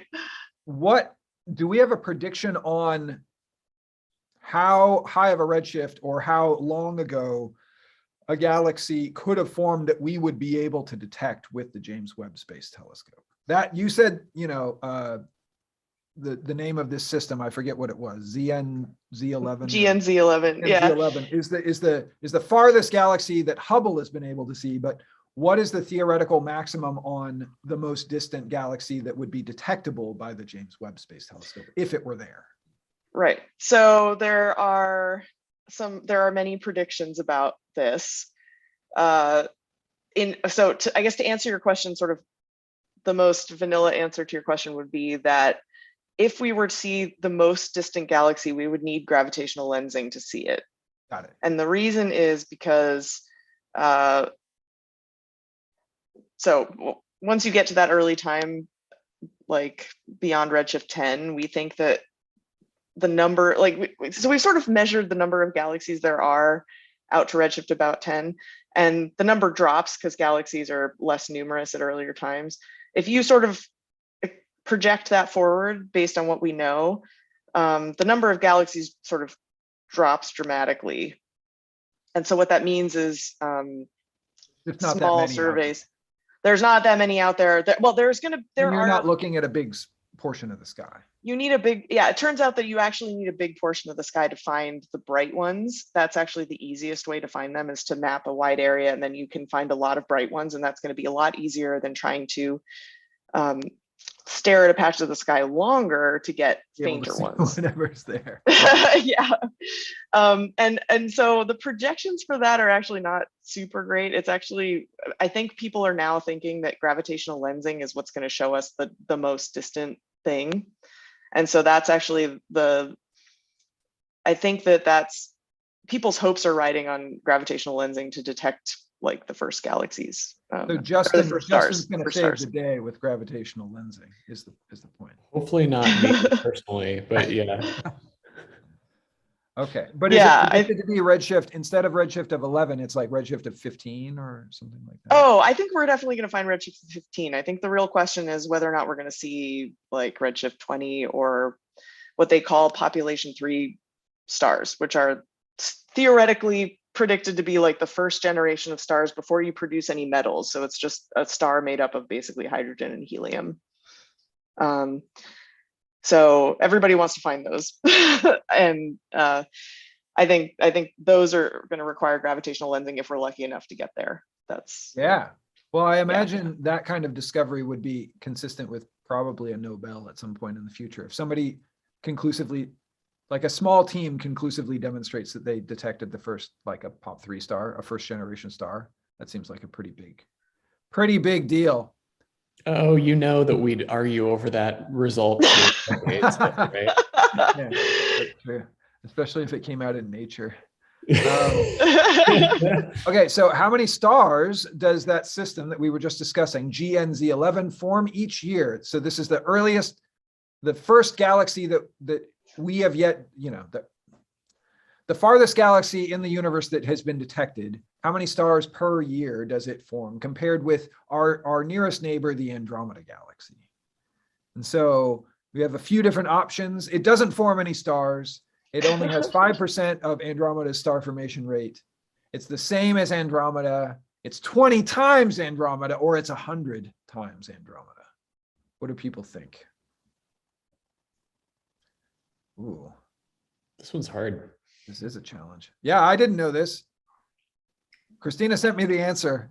Just so I didn't everybody know knows the I'm answer not to like a this one super either. genius that knows all the answers. I just write the quiz question, so everybody's like, "Oh, Cameron knows so much," and it's like, no. Did I I don't know forget to say anything. the answer in the talk? I might have forgotten. No, Well, you that's did. okay. You I did. did. Okay. Yeah. But no one thought it was going to be a trivia question. So At least we can all agree that it's not the same as Andromeda. Not the same. That would be silly. All right, let's roll with it. The answer is indeed Andromeda, 20 times Andromeda. So good job, eight of you. Well done, team. Well done. You want to talk about it at all, Christina? Sure. I don't, well. Well, okay, so is that typical of other galaxies in the early universe, that they have much higher star formation rates than galaxies? Because Andromeda is like, it's a pretty good star formation rate relative to a lot of the galaxies in the local universe, relative to a lot of ellipticals. Yeah, it is, what you said is true, that the galaxies in the early universe do have higher typical star formation rates than in the local universe. And someone asked Justin this question earlier about, what is sort of what we call the cosmic star formation rate density, which is sort of an attempt to chart the number of stars that are formed in the universe on average over time. And so right now we're sort of at the the universe experienced a peak around 10 to 12 billion years ago, and then it's sort of been a big decline in star formation activity since then. So we're in like a lull. Well, I don't know if it's a lull because it doesn't. Well, it's a lull that's imply, just going to get more. Yeah. it's going to get worse. Yeah, I Yeah. mean, it's not to imply that it's going to go back up again. I just meant that it's a lot lower than it used to be in the past. And in the early universe, it was ramping up. So all the galaxies were starting to form stars at higher and higher rates. So it was a more active time. Yeah, but GNC 11 is at a time where I think that people weren't expecting something that active that early, because it takes a while for The ramp up. galaxies to attract gas to form new stars. It's sort of not, And didn't for a long time, didn't we think that at least this was the rumor, that the observations of GNZ 11 got the redshift wrong? Like we didn't actually know the redshift that well. Wasn't that true? Yeah, that was true. So the first time when it was discovered, it was measured with Hubble, which I showed a picture of, like you take the pictures of it. Hubble actually has a spectrograph on board where they measured that break a little bit better accuracy than just the pictures can do. But since then, people followed it up with the Keck telescope, which is in Mauna Kea, and they found an emission line of carbon that pins the redshift at redshift like 10.97 or something. So it was basically right. So now we know the redshift. But there was this weird thing. Oh yeah. Because while they were getting the spectrum of this galaxy to figure out what the redshift was, it turned out that there was this big transient event where, sorry, that's jargon, the galaxy got a lot brighter and then a lot fainter sort of on the, during one of the observations. And so sometimes that can mean there was some kind of supernova. In this case, there was a lot of controversy about what that actually meant. So that was sort of an interesting, I don't know. I think more about the typical characteristics of early galaxies when we start getting a lot more data from something like James Webb. Yeah, I think, yeah. Okay, cool. Well, thanks for the inside scoop. I didn't know about that supernova event. Well, it wasn't really a supernova, I don't think. I don't really know. There's controversy about it. I just meant there was a weird thing that happened, and so. I think people think it now. What I forget what exactly it's some satellite or some like Russian Soyuz rocket booster or something like that probably just like glinted the sunlight in exactly the wrong way they picked it up. That's, I think, probably the most likely explanation. And like that doesn't happen very often. So like it's very, very rare, but it's probably more likely than the idea that there was like a supernova that went off in this galaxy literally while we were staring at it with the biggest telescope of a type we don't know yet. Yeah, of a type that we don't know anything about. Like, yeah. You have to compare like the odds of rolling the dice with like 10 dice and coming up all ones to coming up with like all sixes and like 1-5 or something like that. Oh yeah. Okay. Recently there was a total solar eclipse over Antarctica, just Saturday. What is it called when 3 astronomical objects like planets or asteroids or whatever in space, they align in space as they do during an eclipse? There's a technical term for it. And yeah. And we can talk about eclipses too, because eclipses are pretty sweet. I watched a live feed of the eclipse that took place in Antarctica, and they pointed out that it is 90% cloudy in Antarctica, and it was indeed cloudy when the eclipse occurred. Where did the actual totality go over? It went over the peninsula that sticks out into into the sea there. Ooh, the trifecta. That's a good one. The scissors. Extracalypse. Oh, syzygy. Occultation. Space party. Yes. Space party. Space party is what we're having right now, I'm pretty sure. That is true. It is true. So indeed, a couple people got it correct. It is syzygy. This weird word, but basically when you have 3 objects that align in space, as they do during a lunar eclipse, when the Earth gets in between the sun, directly in between the sun and the moon and casts its shadow on the moon, or when, just as we had this weekend, the moon gets in between the sun and the Earth and casts a small shadow on the surface of the Earth, it is called a syzygy. But yes, a transit, sometimes if the object's quite small, it would be a transit or an occultation. Those are examples of syzygies, just as eclipses are. So it's just kind of a fancy term. And since we're Scrabble points too. Yeah, exactly. A super Scrabble word. That's. Are there even enough Y's in the tiles to play? I think there are 2 Y's. We need 3 Y's. How many words have 3 Y's? Not many. Okay, I now have to look up the etymology of syzygy because I've been nerd sniped by this. While we're talking about it, this is what a total solar eclipse looks like if you're in the path of totality. Pretty spectacular. Christina, I know that you saw the one in 2017 because I was with you. Yes, in Oregon.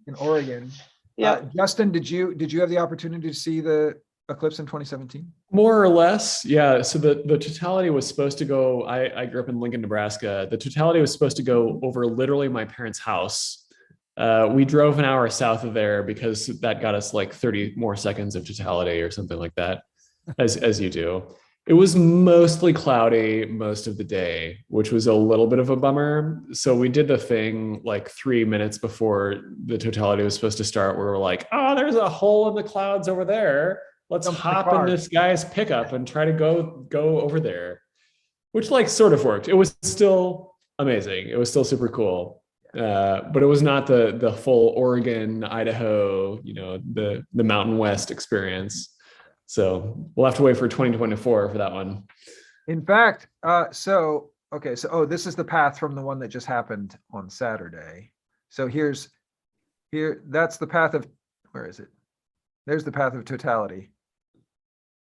Briefly, it went over like a chunk of Antarctica. But the point of this is there will be an annular solar eclipse that occurs in 2023 that goes over Oregon again and the American West, which generally has better viewing conditions than the East because it's low humidity, so you have lower chances of clouds and drier atmosphere and that sort of thing. So stay tuned, everybody. October 14th, you'll get an annular. An annular isn't quite as cool as a total solar eclipse. You get a donut effect because the moon isn't totally blocking the sun, but it's in the middle of it.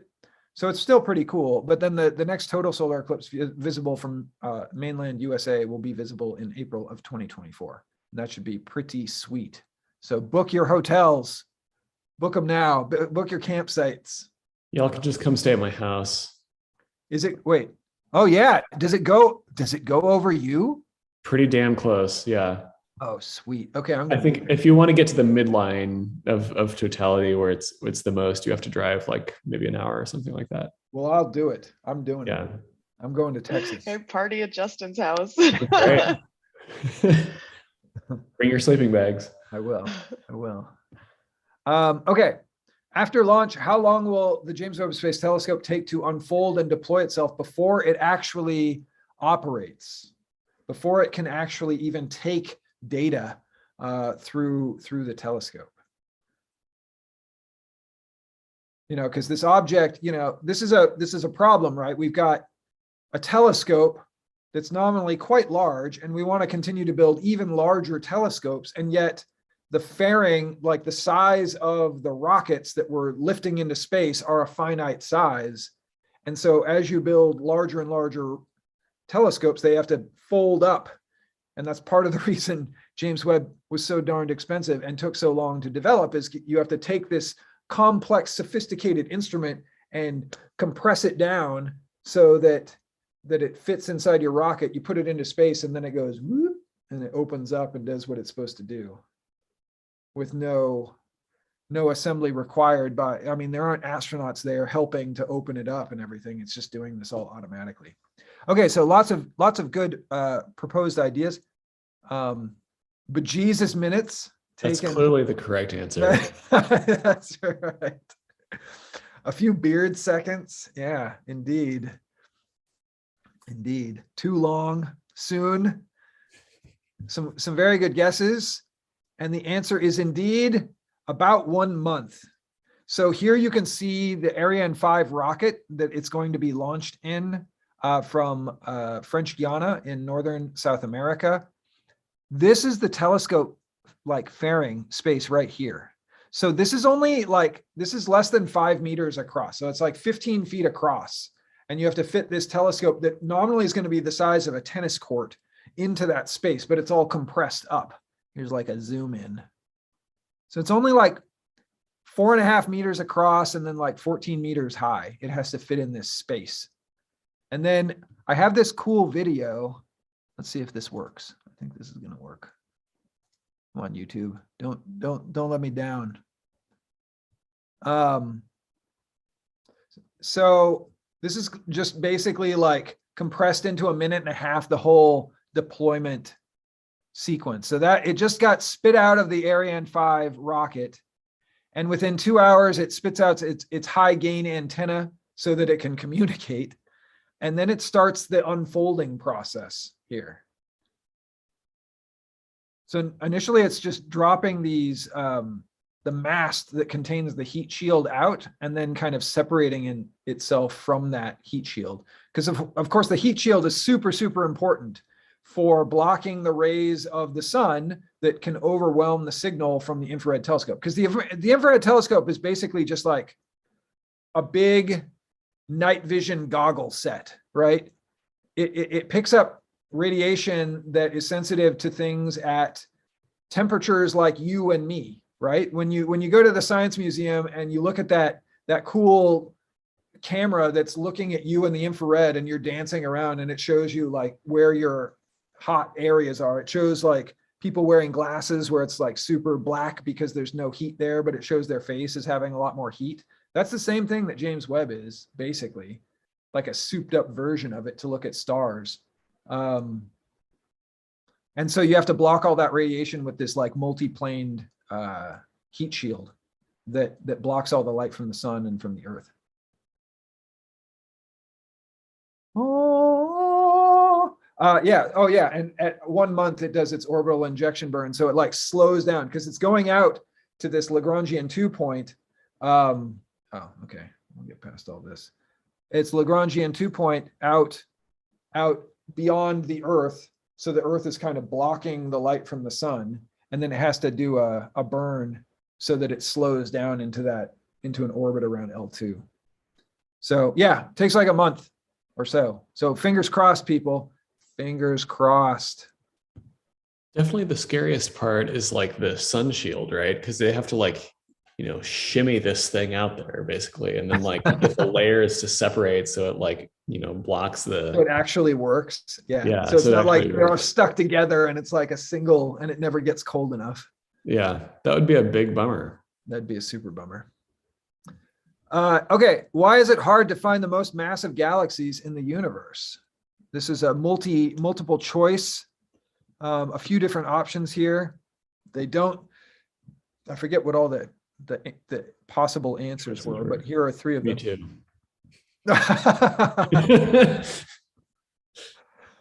We don't know what to look for. They're very rare. They do not emit very much luminous energy. There was one other answer. Do you remember what it was, Justin? No, I don't remember. That was one of the ones I made up. So whatever the one that. Oh, spoilers. Oh, they're too bright there and you blind go. our Okay, telescopes. it's not That's that one. So whoever answered that one, I'm sorry, but it wasn't that one. I'm gonna grab another beer.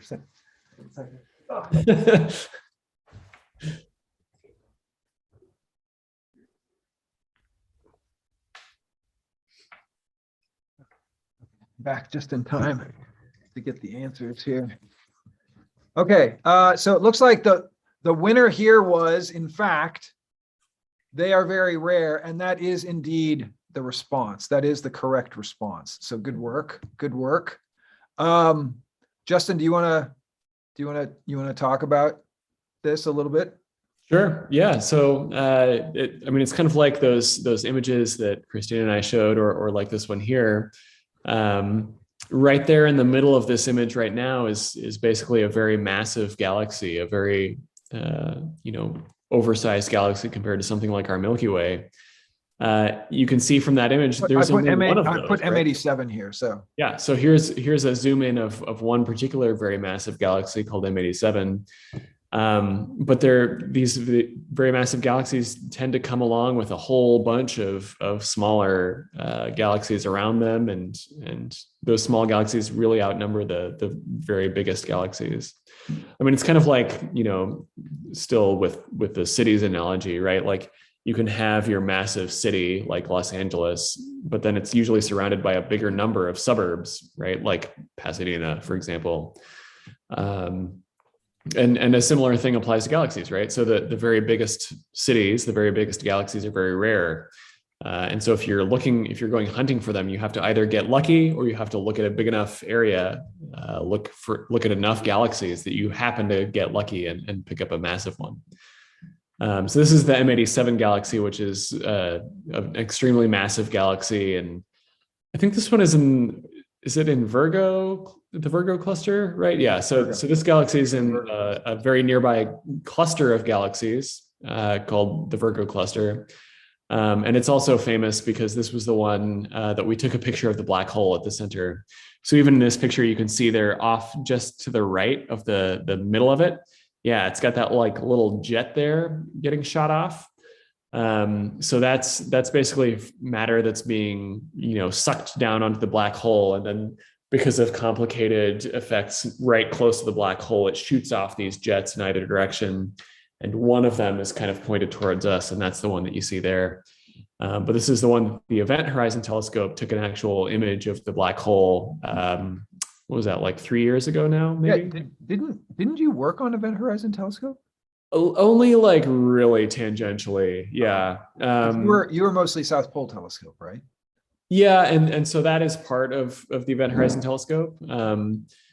I have been on a couple of their papers because they needed a warm body in a telescope control room, not because I have any expertise at this whatsoever. Yeah, I'm really not good with like telescopes and physical stuff. Like I break enough of my own belongings that I don't need to break other people's belongings too. And so you should basically keep me away from your nice telescopes if I can actually touch them, because I'll probably break them. There's one of the SPT guys is like, hey, do you want to do a winter over at the SPT at the South Pole Telescope? And I was like, maybe. It sounds pretty awesome, but then the idea of being at the South Pole for like 12 months is also, it's like awesome, but it's also like maybe not awesome to be locked up in a building Yeah. for 12 months. Yeah. Is it 12 months or is it like The 9 winter overs are months? usually like 8 months or like Okay. 7 or 8 months. Yeah. Oh, that's not so bad. Between like first flight in and last flight out. Yeah. Do you think I'd have good enough bandwidth to continue running astronomy on tap from the South Pole? That'd be sweet. Probably not. No. Okay. Maybe in your text internet is form. limited to basically like whenever a satellite happens to pass over the South Pole close enough that you get a little reception. So it's kind of hard to communicate. And so like all of the data that comes back from the South Pole telescope, it doesn't come over the internet. It is shipped on hard drives. Oh, on tapes? Okay. Yeah. Yeah, on tapes. Whoa, I didn't know that. Yeah. Yeah. So That's like crazy. when they were imaging the black hole at the center of our own galaxy, which you can see better from the southern hemisphere than from the northern hemisphere, part of the reason we haven't seen that image yet is because it took like 6 months for them to be able to get the data on hard drives from the South Pole to a place with a computer big enough that you could actually deal with it. them. That's crazy. Yeah, Wow. you basically just have to ship a bunch of hard drives, which is faster than streaming.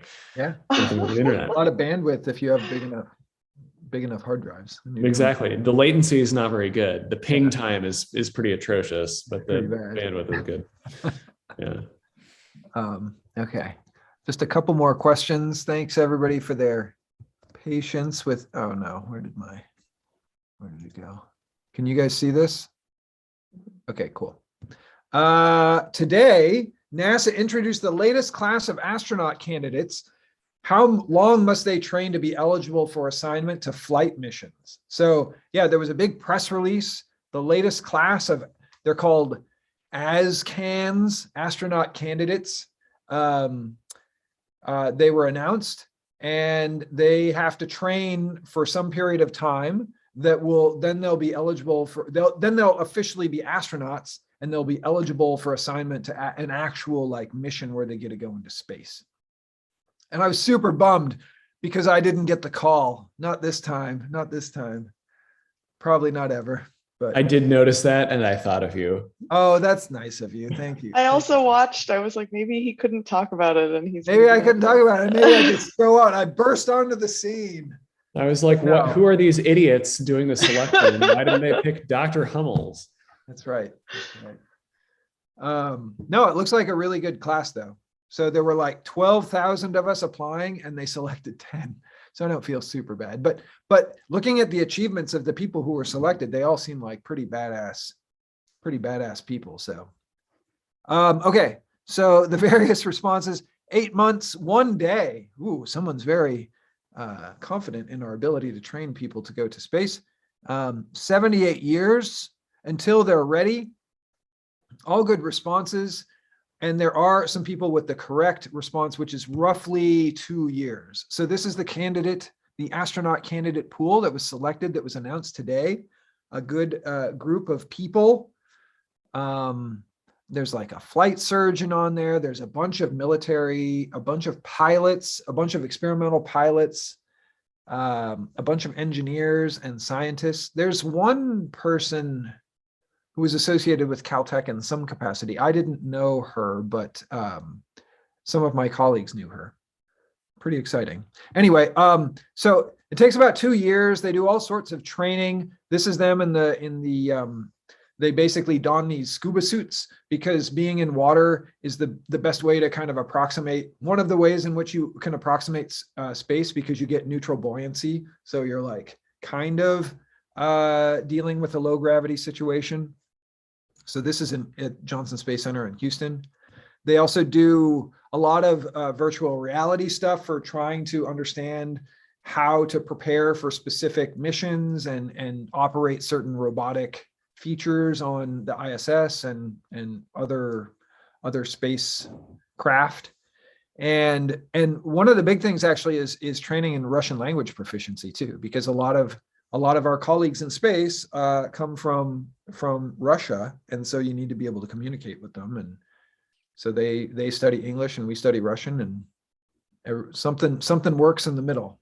But yeah, so congratulations to that crew, that new crew of people.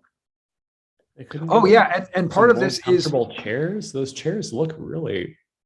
Oh yeah, you'd think maybe this is just a sign that I'm getting old and need to work on my posture, but like, man, that does not look comfortable. Well, it's a good thing you didn't apply. I don't know. Maybe for a lot of reasons, that's true. And the next up for them that presumably these astronaut candidates will participate in is the Artemis missions that are starting just in a few months, that will be sending people back to the moon. So I think it's April of next year, so 4.5 months away, we will send an uncrewed mission to the moon to go around the moon, kind of like a Gemini-like Gemini-like mission that's kind of preparing to go back to the moon.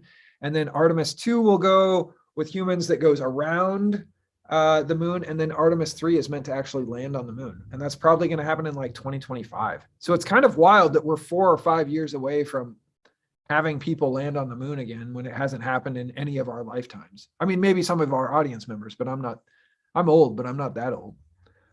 So yeah, 1972, Apollo 17, I guess, was the last time. Okay, so what has guided our predictions of the early universe periods earlier than telescopes have actually observed? How do we know what we're going to find, Christina, Justin? You guys are searching for these things, but what do we know? It's the bleak unknown beyond the light that, well done, anonymous audience member, the astrolabe to the rescue that has guided our predictions of the early universe. For those of you who don't know, an astrolabe is a bit like a sextant. It's like an early astronomical tool that was used a lot in navigating on the high seas before, when people used the stars a lot for being able to navigate and that sort of thing. So an astrolabe, I like that response. Astrology, guesses, models, particle physics, good responses.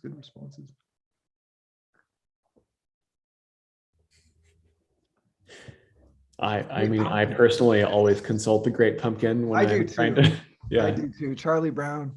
Yeah, Great Pumpkin. I do.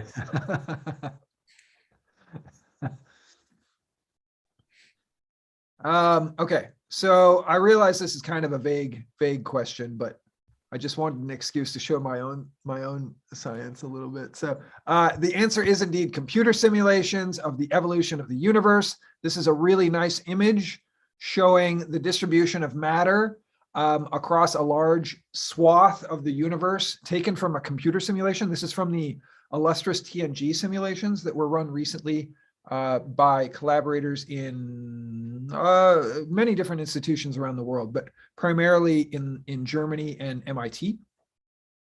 And what you can see here is regions of kind of increasingly yellowish tint are where there are galaxies or condensations of baryonic matter. So protons, electrons, neutrons. And so galaxies or clusters of galaxies kind of form.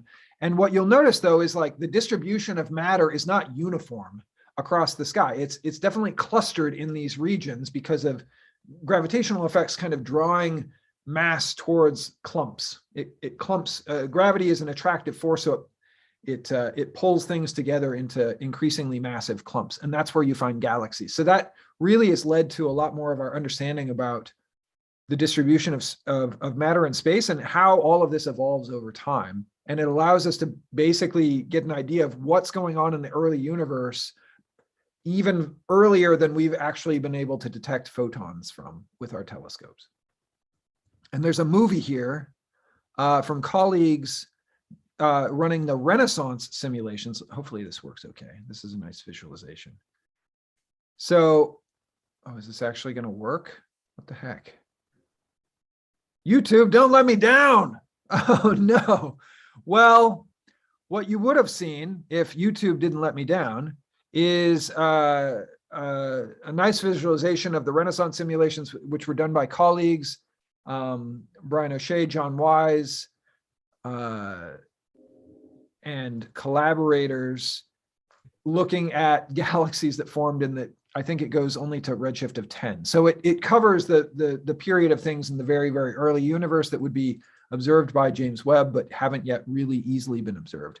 Okay, well, you can see a cool picture and look for it on YouTube. Hopefully YouTube doesn't bail on you the way it did here. Okay, final question of the quiz, because we're running out of time. We're already at 9:30.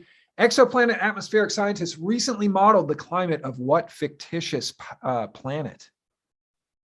Fictitious planet. Think of what fictitious planets might be out. Oh, Vulcan. That's a good one. I like that.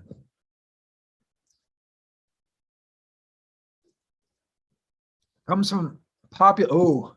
Oh, you know my heart. Tatooine. Oh, I didn't even show you guys. I just got vanity plates for my car, and they're Tatooine, which is super nerdy. But the one thing that keeps it being from super nerdy is that obviously Tatooine is an 8-character name. And so I had, and vanity plates only allow for 7 characters. So I had to cut off something. So I cut off the E. And if you cut off the E, it just spells tattooing. So people think I'm like a tattoo artist that's driving around, except I don't have any like visible tattoos. So they can either think I'm like a pretty awesome like punk dude, or that I'm a super nerd who got a fictitious planet as my license plate.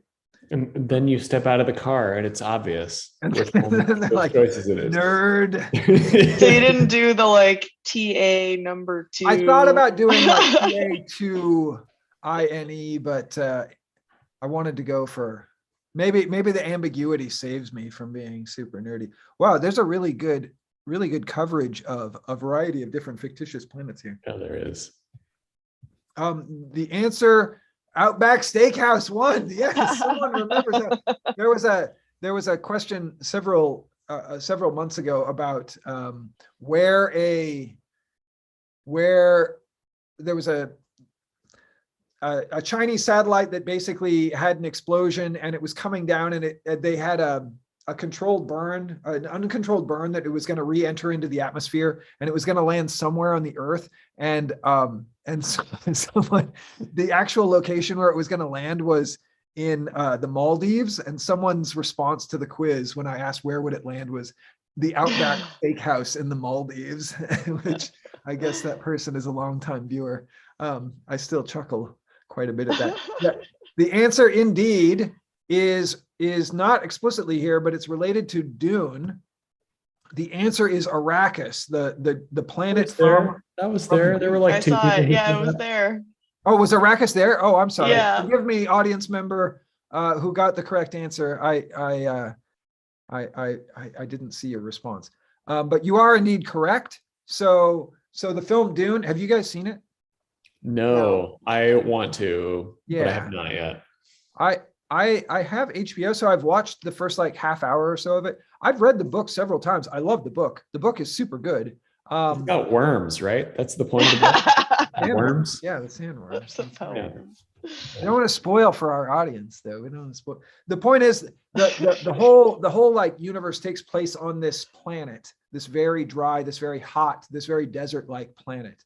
And so a couple of climate modelers essentially put in the initial conditions and the boundary conditions of what it would be like from the descriptions in the book of the planet, and saw if they could try to represent an accurate description and depiction of the climate, and if it were actually like a realistic exoplanet, like if the descriptions are consistent with what could actually exist.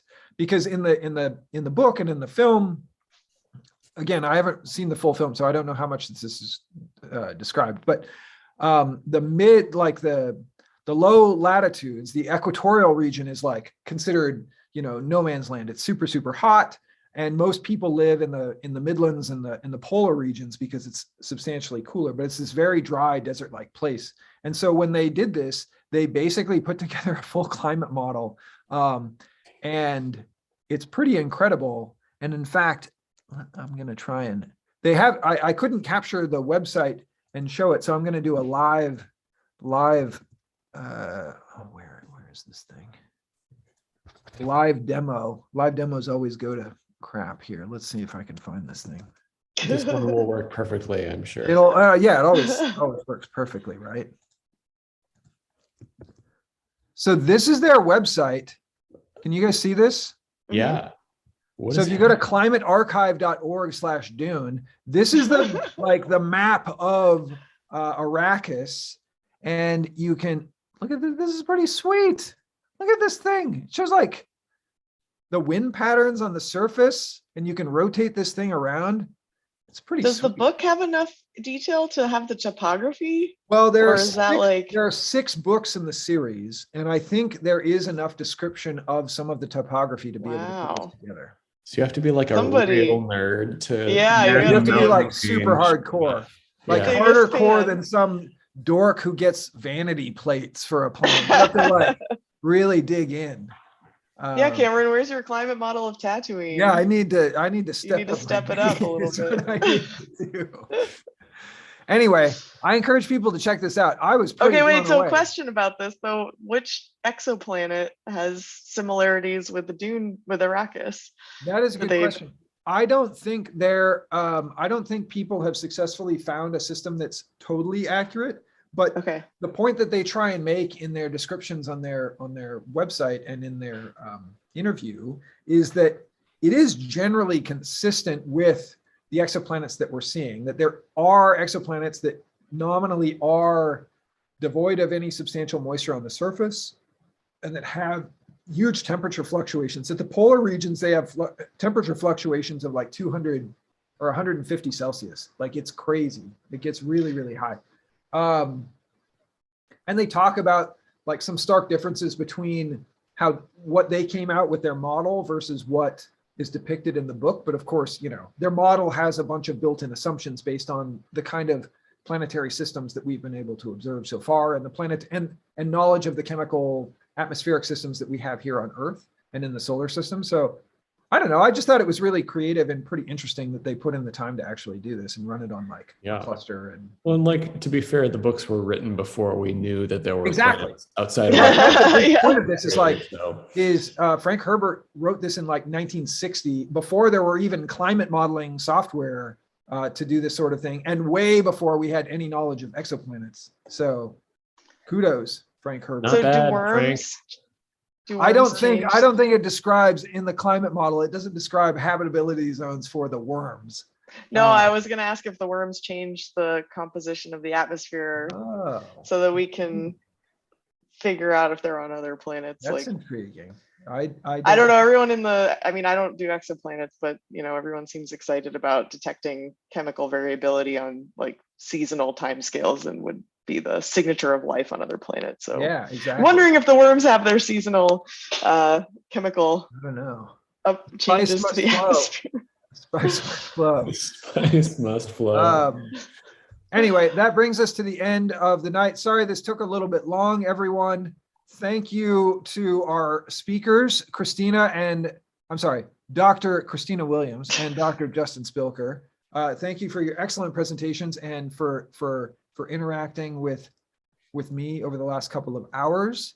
And thank you to our audience members for sticking around for this long. I realize it's been a while on your Monday night. You probably got work tomorrow and you're here listening to me yap. So thank you for joining us.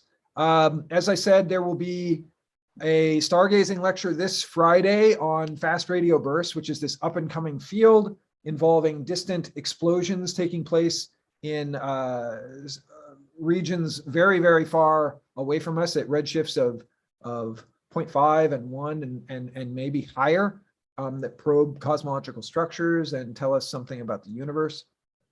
So that'll be Friday at 7 p.m. Pacific And then I'm putting together the schedule for the spring. And we're going to have some new types of events, not all live events. We're going to start making shorts, like 5-minute long explanations of different astrophysical phenomena. We're also going to have a version of that that's like 45 seconds to try and put on TikTok and put on like Instagram Reels and YouTube Shorts. I don't know if it's going to work. Maybe people will hate it. Maybe they'll see my face and immediately like, no, this guy is an idiot. But it won't all be done by me. It'll be by myself and colleagues here. So we've got some new stuff coming up, and I will keep everybody posted. And when we go back to doing stuff live, hopefully that'll be soon, but not for the time being, because I don't want to give people COVID. I mean, I don't have COVID. I'm fully boosted, but maybe not everybody is COVID free, and jamming people into a bar or into a space on campus tightly is maybe not the best idea. So anyway, thanks everyone, and have a great week, and I'll catch up with you again soon. Let's see, how do I